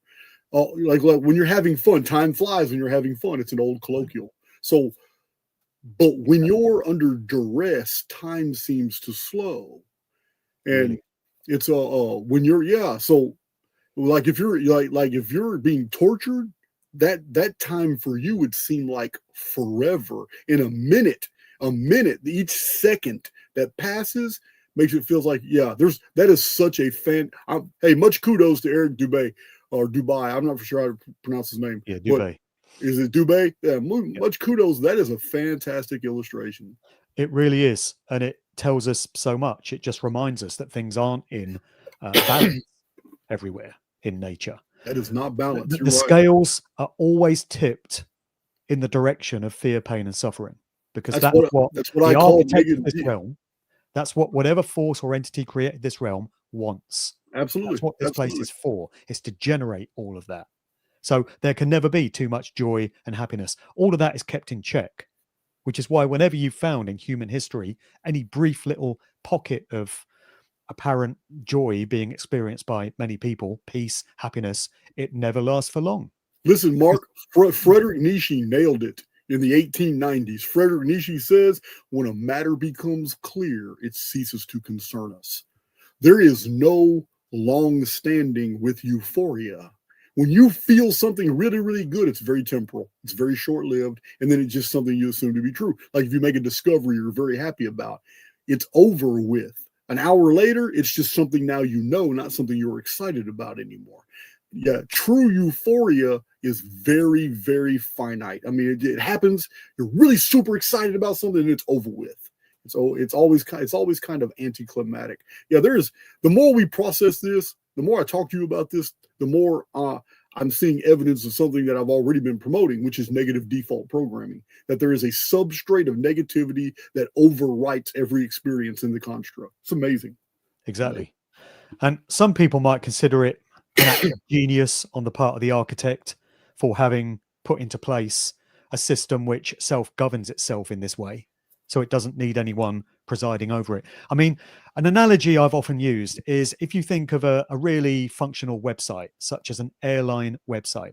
You go to book a flight on the website, you book the basic flight, then the website will try and sell to you extras like a suitcase, bring a suitcase on and pay a fee. Yeah, it's irritating as hell.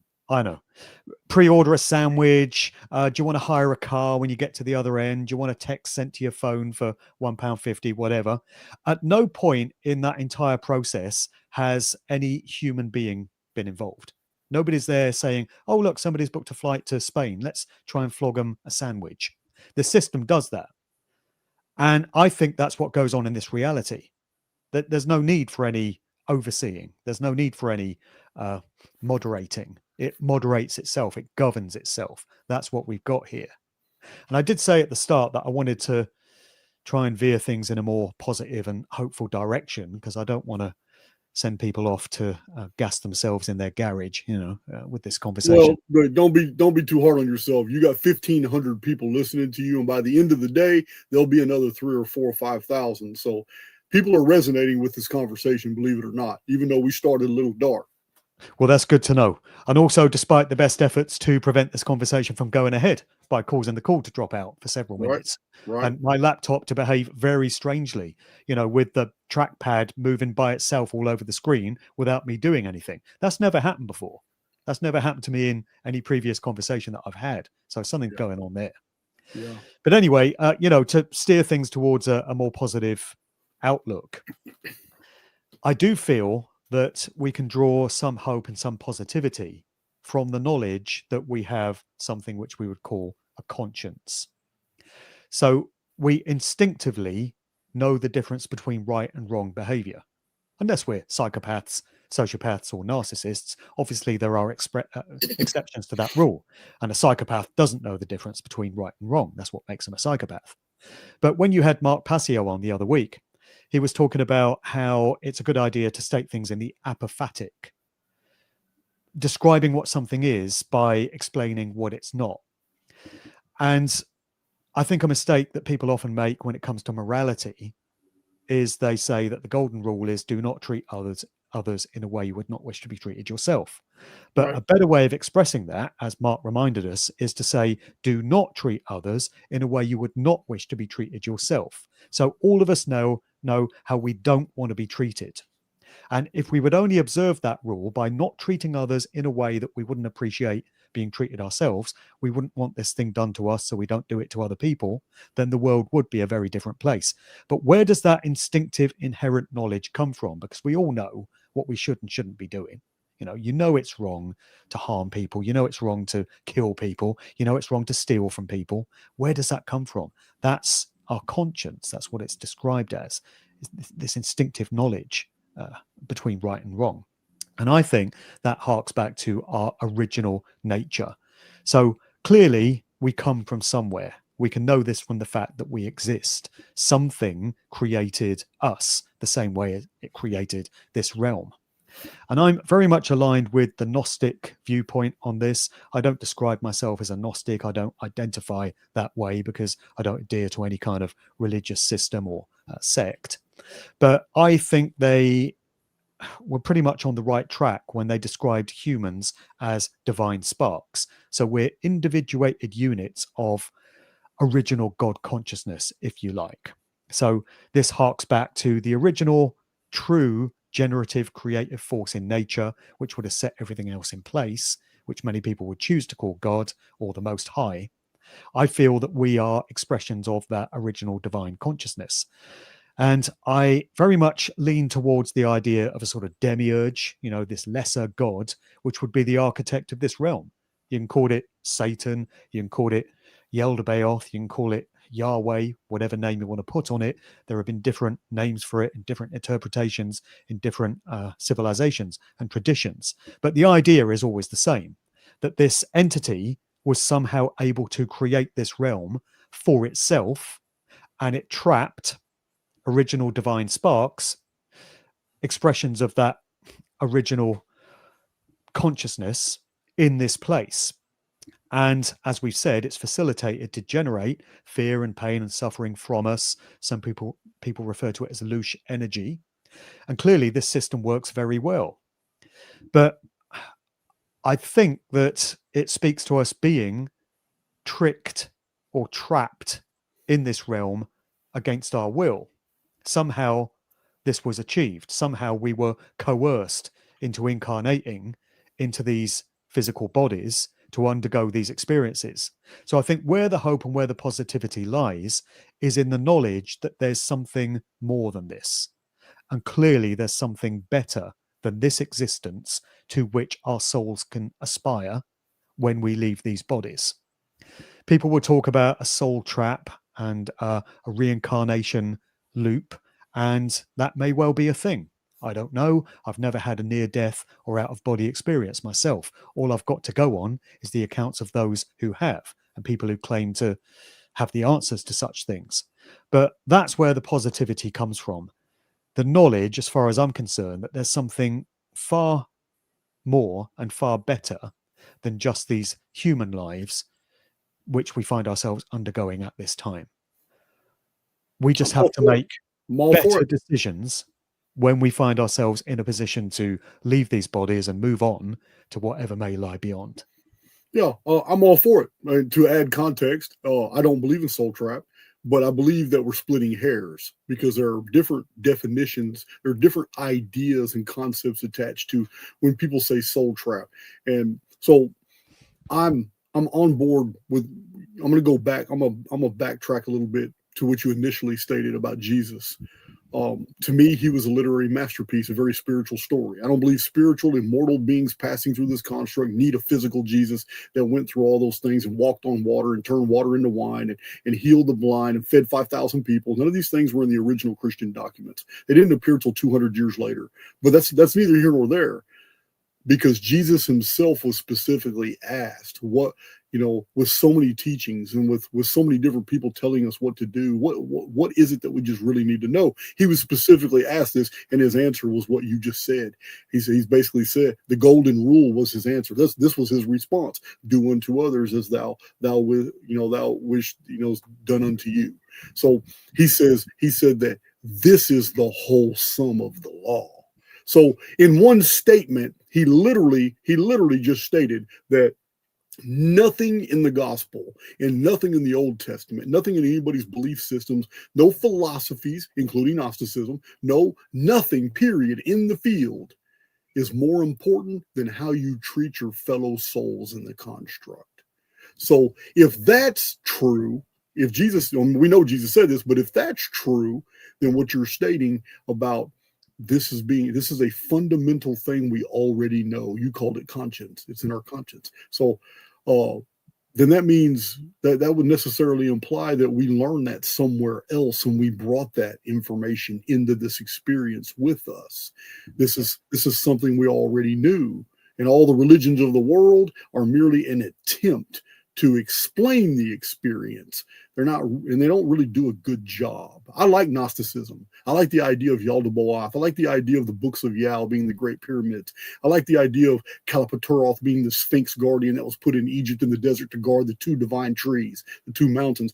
I like all kinds of things about the Gnostic faith, but I think it's still an attempt to describe that which is undescribable, and that you and I are on a journey, and that the soul trap is only real for those who believe they are trapped. For those who believe they are free, they're going to move on to another environment, into a whole different experience and a whole new different construct. Because I believe the only thing real here, Mark, is you.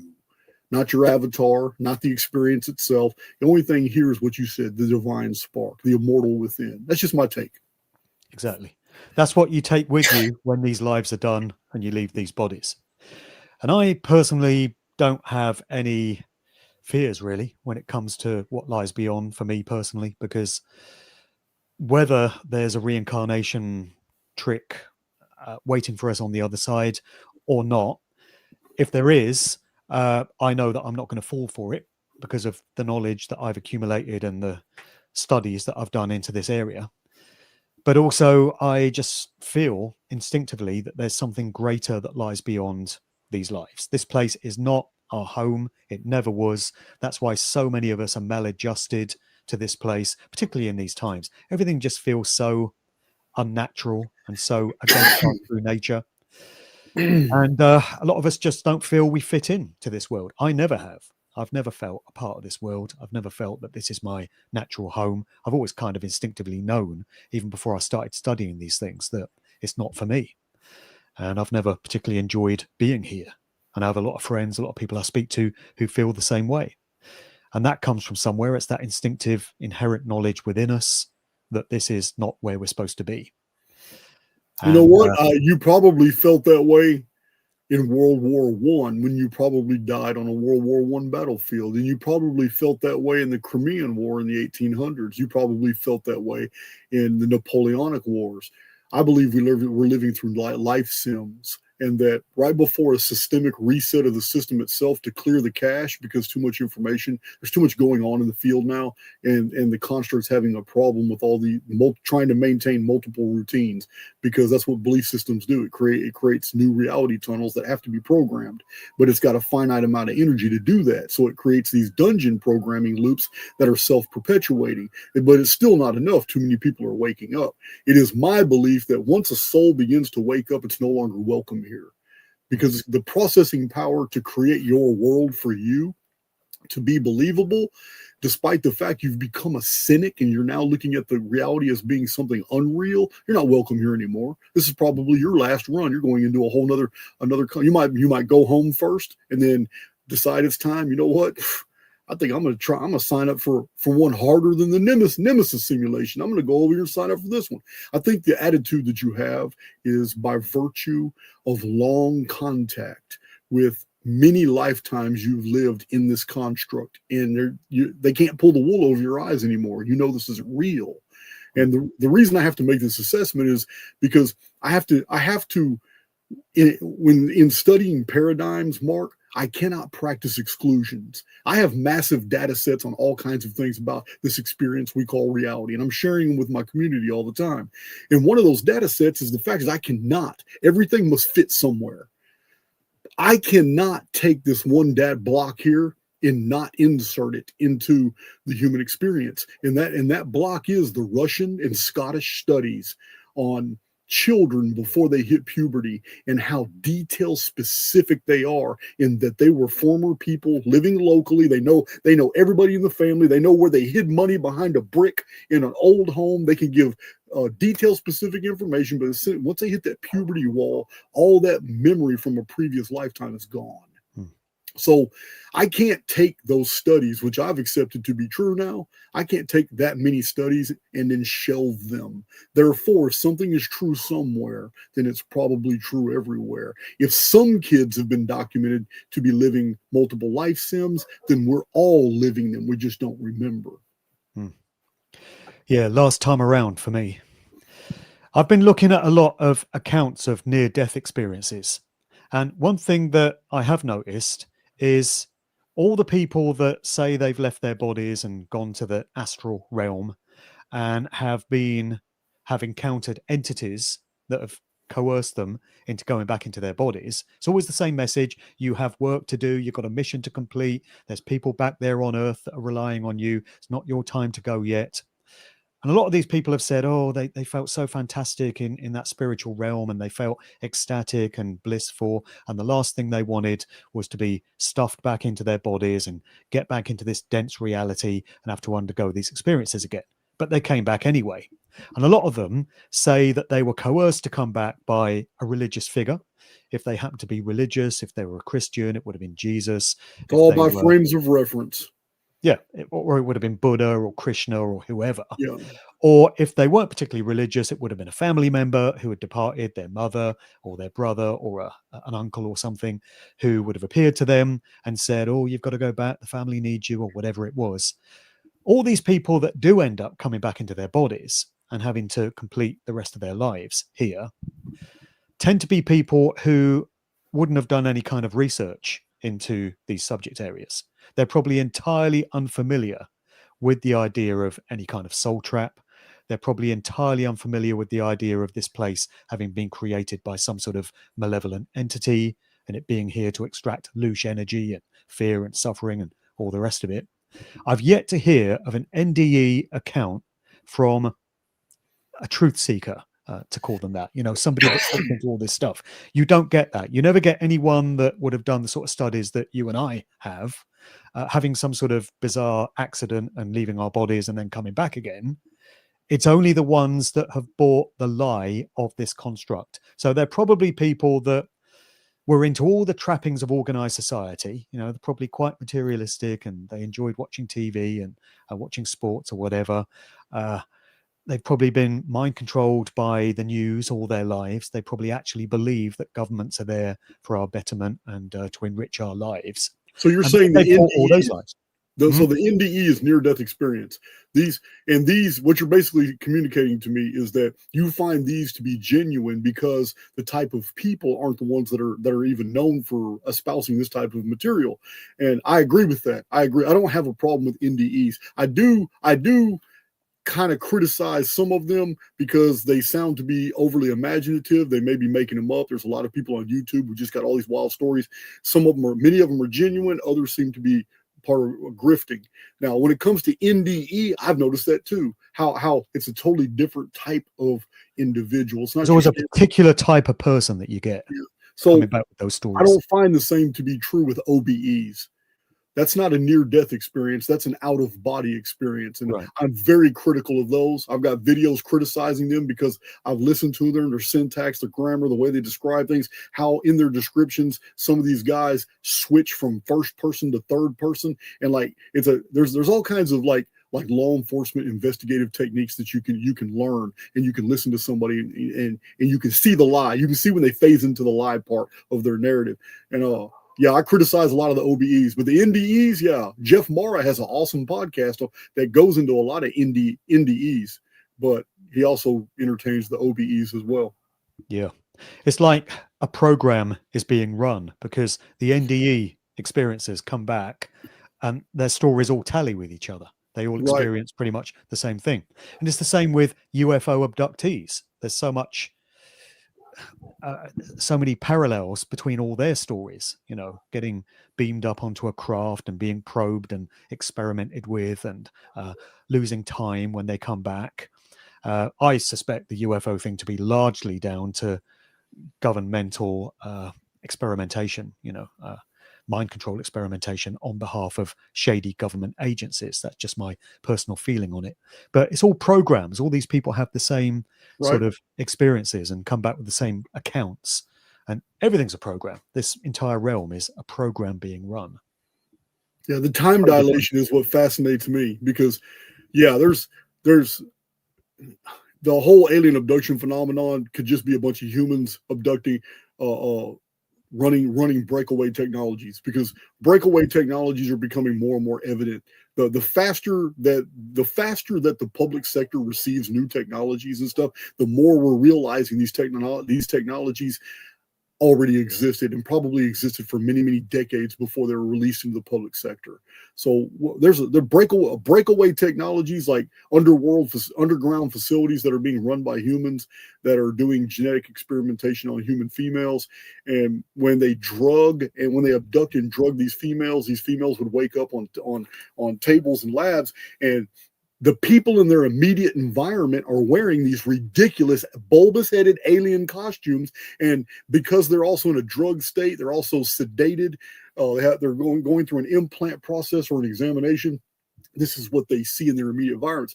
But under hypnosis, many of these females were asked, well, what do you see behind them? What else is in the room? Is it the inside of a UFO? What's going on? And that's when the females under hypnosis are like, wait a minute, that's all normal hospital stuff. There are men in black suits in here with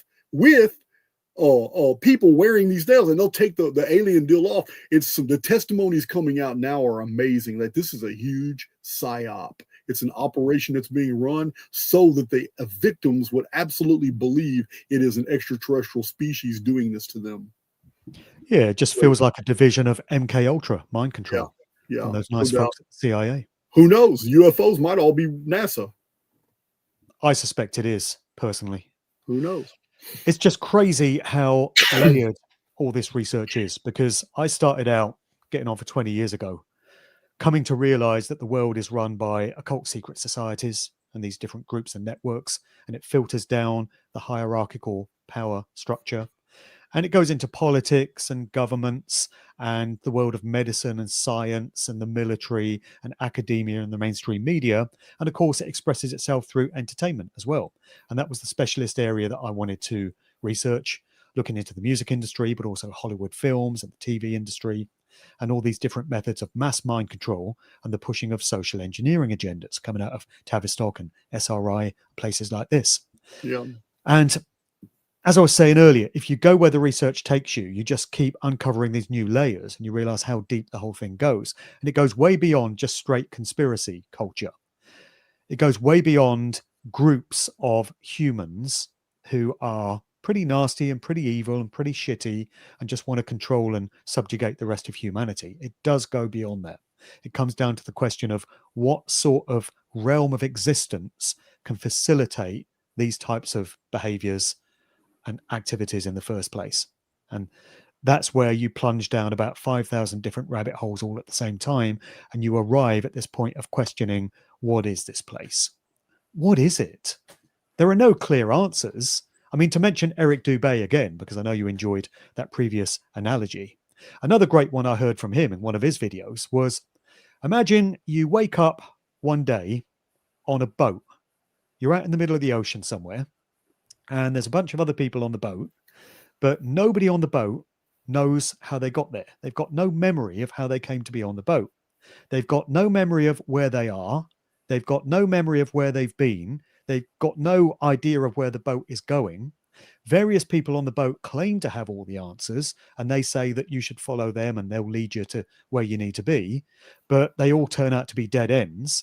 And one person will claim they've got all the answers and then the next man is wrong. And then that guy will say, no, you're wrong. I've got all the answers. Everyone starts bickering and arguing amongst themselves on the boat, but you're still lost at sea and you don't know where you're going. Is that not the perfect metaphor or analogy for these lives?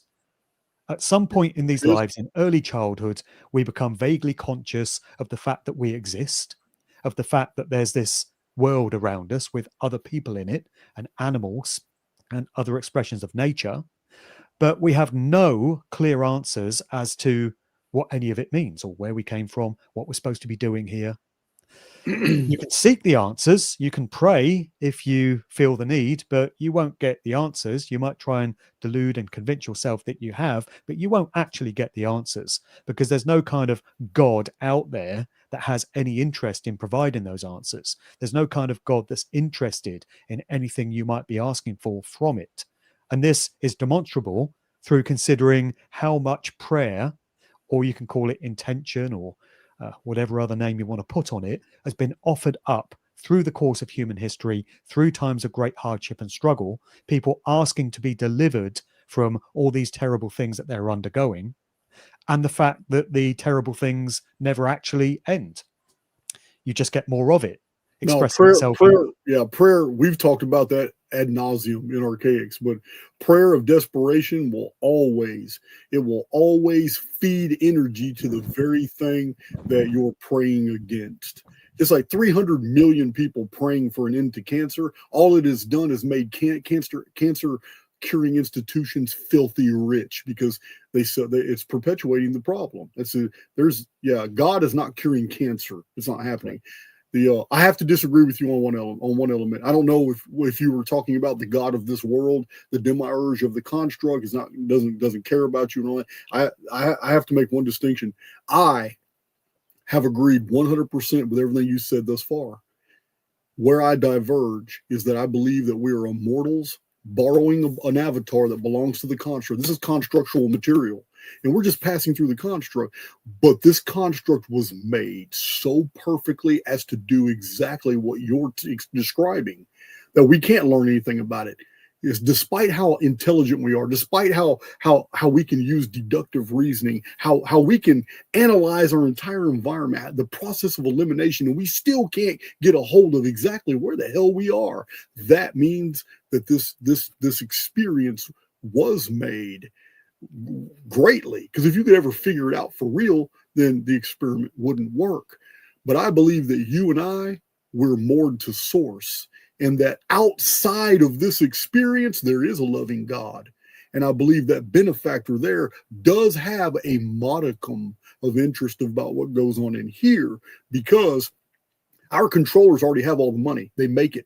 Our controllers already have the entire military industrial complex for every single country. They own that. They've made it. They manufactured it. They own every individual who has signed that contract. The apparatus has been in place for centuries to totally enslave the entire world, but it hasn't happened. You still have freedoms here. You still have things to enjoy. There is a benefactor force, a restraining force that's in here. So I only disagree on that. I do believe that there is a creator, but if that creator doesn't have much to do with inside this experience, because we're meant to go through this alone. This is character development. This is spiritual development. We feel very abandoned here. Yes, we do. Absentee God. And I was talking about the demiurge there, or, Yaldabaoth, whatever name. Oh, okay. Yeah, I kind of figured you were. I just want a little clarity. Yeah. I mean, I'm with you that there is an original creator God, if you want to express it that way. I personally think that we are expressions of it, individuated units of that consciousness, of that power, of that force. I don't think it's necessarily something that's outside of us. So we're entrained through religious systems to externalize things onto some God that's out there, and some God that we have to worship and, is worthy of us, dedicating our lives to it. I think we probably are expressions of that God in individuated form. Yeah, there's no doubt. I mean, there's things about us that can't be explained by the cerebellum. There's things simple endorphin, cortisol, hormonal chemicals released in the brain. We have been taught the absolute opposite of the truth, and we are taught that when a hormone is released into the brain, you feel that corresponding emotion. It is the stupidest teaching ever, because it totally ignores causes. The first cause is what would have released that hormone. Well, feeling the emotion, but the emotion isn't a part of the avatar. The avatar feels it as an effect. Emotion comes from something deeper, just like imagination. Imagination, intuition, empathy, love. These are not things that can be described by the definitions of the world. They come from somewhere deeper.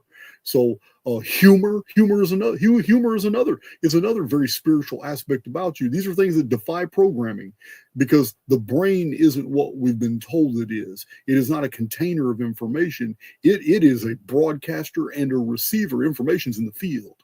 So these change the dynamic. It's almost as if the reason the oversoul doesn't sit here and take care of us and answer all this and do all this, because it's like a father taking his son to the park, knowing that there's 2 or 3 kids in the park that he wants to befriend, but they keep acting like bullies. But if the father comes and intervenes when the bullies are messing with his son, As long as they're not really hurting him, they're just messing with his son. How is any character develop ever going to? There's two pieces of damage. One, the kid doesn't have any character develop because dad came to the rescue, and two, it worsens the situation of the son because now the bullies look at you as a sissy because daddy had to come to the rescue. So what I'm saying is you nailed it. We feel abandoned, and I believe it's a part of the experience. Exactly. But one thing you hear so often from certain spiritual types is that all the pain and the hardship and the suffering we undergo in these lives is all ultimately for our benefit, because it helps our souls to grow and evolve, and it teaches us the lessons that we need that can only be taught in this realm. And when we depart these bodies, we take that knowledge away with us, and it gets pooled with all the other knowledge from all the other people that have undergone these experiences. And I don't accept that. I see that as gaslighting. I see it as excuses being made for the creator of this realm and the true nature of this place. Excuses for why prayer doesn't work. Prayer doesn't work. There's a double meaning in the word there. Pray, phonetically, it's the same as pray, P-R-E-Y, which is what a predator treats its victims as, prey. So we are symbolically the victims of the predator, so-called God, that we've got in this realm.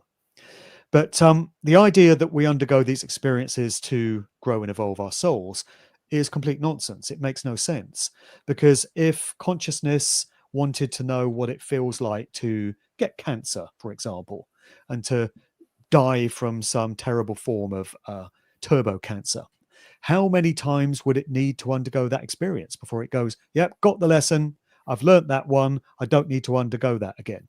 And yet that type of situation plays itself out over and over and over again. You could extrapolate that into the natural world, as we were talking about that earlier. How many times does consciousness need to know what it feels like for a gazelle to get chased down on the savannah by a lion and then viciously ripped to pieces while it's still living and sentient? That situation has played out millions and millions, if not billions, of times throughout history. So the idea that all this pain and all this suffering and all this trauma ultimately has some noble benefit for us in some way, or our souls, is to me nonsense. And it's making excuses for the very plain and very obvious fact that this is a hell realm constructed for suffering, to cultivate those things. And the best hope that any of us can have, the mission that we can dedicate ourselves to in our lives, is to find whatever way we can to never end up back in this place ever again, and to transcend it and move beyond. And I think sharing knowledge like this and having conversations and discussions of this nature are hugely valuable in that process. I can't actually think of any better use of somebody's time and attention and intelligence than engaging in conversations of this nature. And yet I could go down the pub tonight in my local town, probably will actually, and all I'll hear in there is guys just talking about football or what was on TV last night, and just completely banal conversations which have no bearing on anything, completely meaningless. Those are the kind of conversations that most people engage themselves in. Most people don't seem to be interested in asking these questions. Who are we? What is this place? What are we doing here? Who created it? You know, what's it all about? What happens when we leave? For me, these are the most important questions anyone can ever ask. I know it's that way for you as well, and probably everyone watching this show. And it just dumbfounds and amazes me that everyone is not asking questions of this nature. Maybe only certain of us, some of us, are cut out to be able to handle that kind of knowledge and take it on board. I don't believe the race is ready. I don't believe the majority, what I call the collective, I don't believe they're ready to move on. They're still enamored with the experience itself. I hear you talking about NPCs. Yeah, you know, I could go down the pub later and I'll be surrounded by NPCs. It's a very real thing. Absolutely, they're still in love with the bars of the dungeons they've accepted to be true. So I find it great evidence that you are an immortal being, a spirit bewildered about your temporal experience. I find great evidence in this, in the very fact that you're so curious as to why this whole experience is so negative. Just the self-realization that you're in an environment for which you do not want to be in, to me, is evidence of spirituality. And to me, I would carry that logically over to, well, okay, let me see what a control system would feel about you being in here. Well, I'm a control system. As a control system, let's say I'm artificial intelligence X, and I only have a finite amount of processing power, and I have to create reality tunnels that you'll continue to believe, because it's my job. I have to, every soul that enters this construct, I have to give them a world that is absolutely commensurate with what they project. Their brain is a projector. What they're projecting, I'm reflecting back as circumstances to them, so they will believe the very world that they have been trained to believe in. But when you start questioning that world, it makes my ability to knit for you a reality tunnel much more difficult.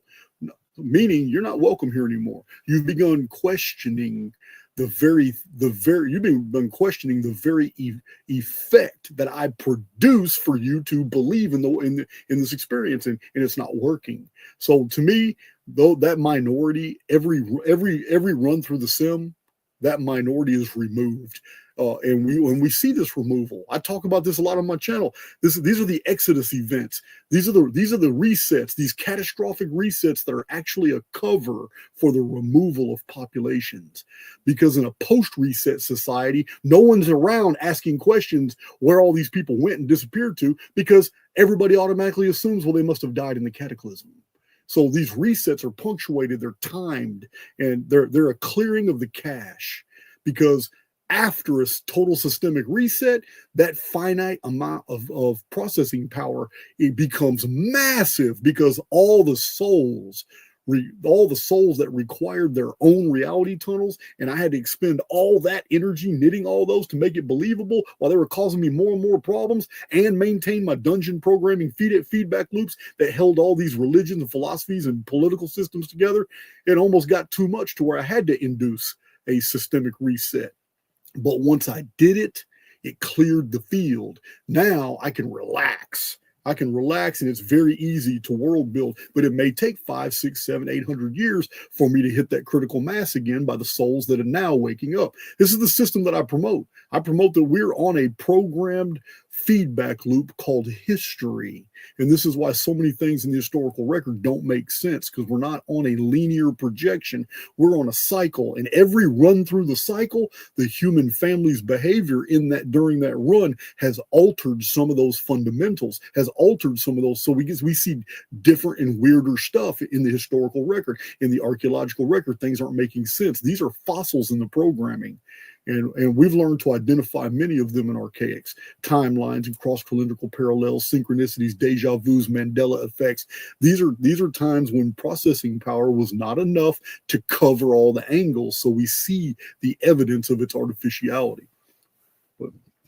Yeah, well, that's a very fascinating way of looking at things. And I've looked at research involving Tartaria, mud floods, lost civilizations and such, and also information concerning the true nature of this realm, what created it, and all the stuff we've spoken about today. And I think where your work excels is in marrying those fields of research together and finding ways in which they correspond and overlap with each other. So I need to pay some more attention to some of the stuff that you've put out, because it's a very fascinating way of interpreting the evidence that we see in front of us. It's all positive, though. It is all positive, because a lot of people come to Archaix, Mark, with a real bad, because when they see my research on Christianity and different comparative religions, they all think it's all going to be dark, and then they get their mind blown when I drop a We Immortals video, and they realize, my message is totally opposite of the data sets I'm publishing. The data sets are necessary, just like you. You came in this conversation for the first 45, 50 minutes basically on a dark plateau that was turning some people off in the comment sections. You understand? People get turned off by listening to negativity, but you were painting a scenario for which was necessary for where the direction of your message was actually going, and that's Archaix as well. If I didn't believe there was any hope at all, having looked at some of the bleak, dark material that I have, I would probably have taken myself out of here by now. I'd have had Yeah. a date with a length of rope by now. I do feel that there's reason for hope and optimism and positivity. And the fact that so many of us now feel that this world is not our home, we don't belong here, we're badly aligned with it, that's where the hope lies. We recognize this place for what it is, and we have no interest in being here any longer. We'll complete these lives, but then when they're done, we don't want to come back. And I don't feel we're going to have to, because I feel that our consciousness is going to be in charge of that decision. And no amount of trickery or deception or duplicity is going to cause the likes of us to come back here under duress. We're going to be capable of making the choice, making a better decision, and transcending this place, whatever it may be. So that is some good news, isn't it? I mean, that It has is to be absolutely good news. And I want to add to that. I want to, what you just said could have been said by you in a Greek forum, surrounded by people, mariners coming from the Mediterranean. In the Greek forum, these things were discussed. This is in the forums where everybody came and listened, and there was pedestals, and you get to stand up. And if a crowd of people gravitated you, then more and more people would come, and then you would go daily there, and you would get a name for yourself. These things, these deep things about reality, were known in the Greek forums. Now, later on in Roman times, they kind of had different ways. They did it in amphitheaters, but you don't know if that in the Sumerian Akkadian culture, these same discussions were probably also discussed just 400 and 500 years after the great cataclysm we've come to know in the historical record as the Typhon flood, called in the Bible the biblical flood of Noah. You don't know if we haven't had these conversations in 17th century BC Easter Island, surrounded by these giant heads on this volcano, and people were talking these exact same things. The common denominator with all these ancient civilizations is that they're gone, and almost every one of them were destroyed in some type of devastating event. These devastating events are the harvest when these souls are removed and humanity starts over. What I'm saying is, the very conversation that you and I are having now is because we're heading right toward another systemic reset. Everybody feels it. Governments know it. They're making underground bases and domes and deep earth biospheres. And we all, in the Archaix research, we know 2 back-to-back world-destroying cataclysms are on our horizon. We even know the exact dates. And that's by virtue of a massive amount of chronological and historical data. What I'm saying is the conversation you and I are having now is probably very similar to the conversations that were had right before all these other predecessor civilizations, all the way back to Civilization X, were destroyed. This is why it's so mysterious to us. We are seeing ourselves as separate from the history of our ancestors, but really this is the pattern. This is how souls get out of the construct. You're feeling this way because you're about to be ejected. right. There was another great movie that came out just recently, actually, called The Life of Chuck. Have you seen that one? No, I really don't watch a lot of movies. I just don't have time. Yeah, this is based on an original Stephen King story, and I thought it was a really great movie. It tells the story from the perspective of this guy, Chuck, and it shows you different stages in his life, and it's told in reverse order. And the first storyline, it begins with the end of the universe, the end of this creation. Everything just switches off. All the technology is starting to malfunction, and devices are dying, and the internet goes down, and this all leads up to the end of existence. It just comes to an abrupt end. It just switches off like a light. And then the story goes back in this guy's life, Chuck, and you realize that he's connected with this whole event. It's quite an intricate movie, but it's just interesting that it raises the idea of everything coming to an end and just being turned off. So I wonder if that's what we're heading towards. Yeah, listen, I'm all for it. I don't feel this is a bad experience. I don't feel it's a dark experience anymore. It's a dark world. It is, to me, we're living in a realm that was created by a demon that popped out of a burning bush. That's the best way I can say it. And even the oldest records that discuss this demon admit that he wasn't just called Yahweh, he had another title called El Shaddai. So when you look up El Shaddai in the Assyrian dictionaries, you find out that one of the worst, most treacherous, murderous demons in all of Assyrian cosmology were called the Shedom, and they were called the Shaddai. So all the Yahweh worshipers did was put the Yahweh God word for God, El, in front of its name, and they made the demon god El Shaddai. So yeah, that's the name of the demiurge. That is the name of the architect of this reality, and that's why it's all murderous. It's all about this entire predator versus prey ecosphere is completely designed off the model of the shedding of blood. Every bit of it. Right. Well, to that demonic entity, I would thank it for its invitation to come back for another go round, but I'll be politely declining that and taking a one-way ticket instead. Thanks all the same. Absolutely, man. It's been a great talk, man. You're more than welcome to come back and talk about something else. We got there in the end. I feel the construct did its best to shut this conversation down, but where there's a strong will, we're just going to keep coming back. Well, it's not just this today, Mark. We were scheduled 2 weeks ago. We were scheduled 2 weeks ago, and I had I had the time zone wrong, so we kept it on YouTube and rescheduled till today. Rescheduling till today, I had this weird microphone glitch I've never seen before happen to me. Then you disappeared off the deck. I was like, yeah, man. Yeah. So, well, we did get there in the end, and this conversation is one that I'm very glad that it happened, because I think we've been some places, and I hope people have found value in it. And I've definitely appreciated chewing the fat with you and talking about things that most people never seem to talk about. These conversations are hugely valuable. So another great one in the bag there today, brother. Yeah, awesome. It's awesome. You ever come through Texas, man, let me know. Send me an email, man. Yeah, I've been all over the United States, but I've never actually been to Texas. So one day I would like to pass through Texas, man. Dinner's on me. Dinner's on me. All right. Sounds all good. Right. All right, Mark. So that was great stuff. If I have your YouTube channel in the description box. If you have any other links that you would like to share with my community, man, let me know. Send me an email. I'll put them all in the pinned comment and description box for you. Sure. Appreciate that. I mean, if people are interested in my work into the music industry, I've got 4 books in my Musical Truth series. They're all on Amazon.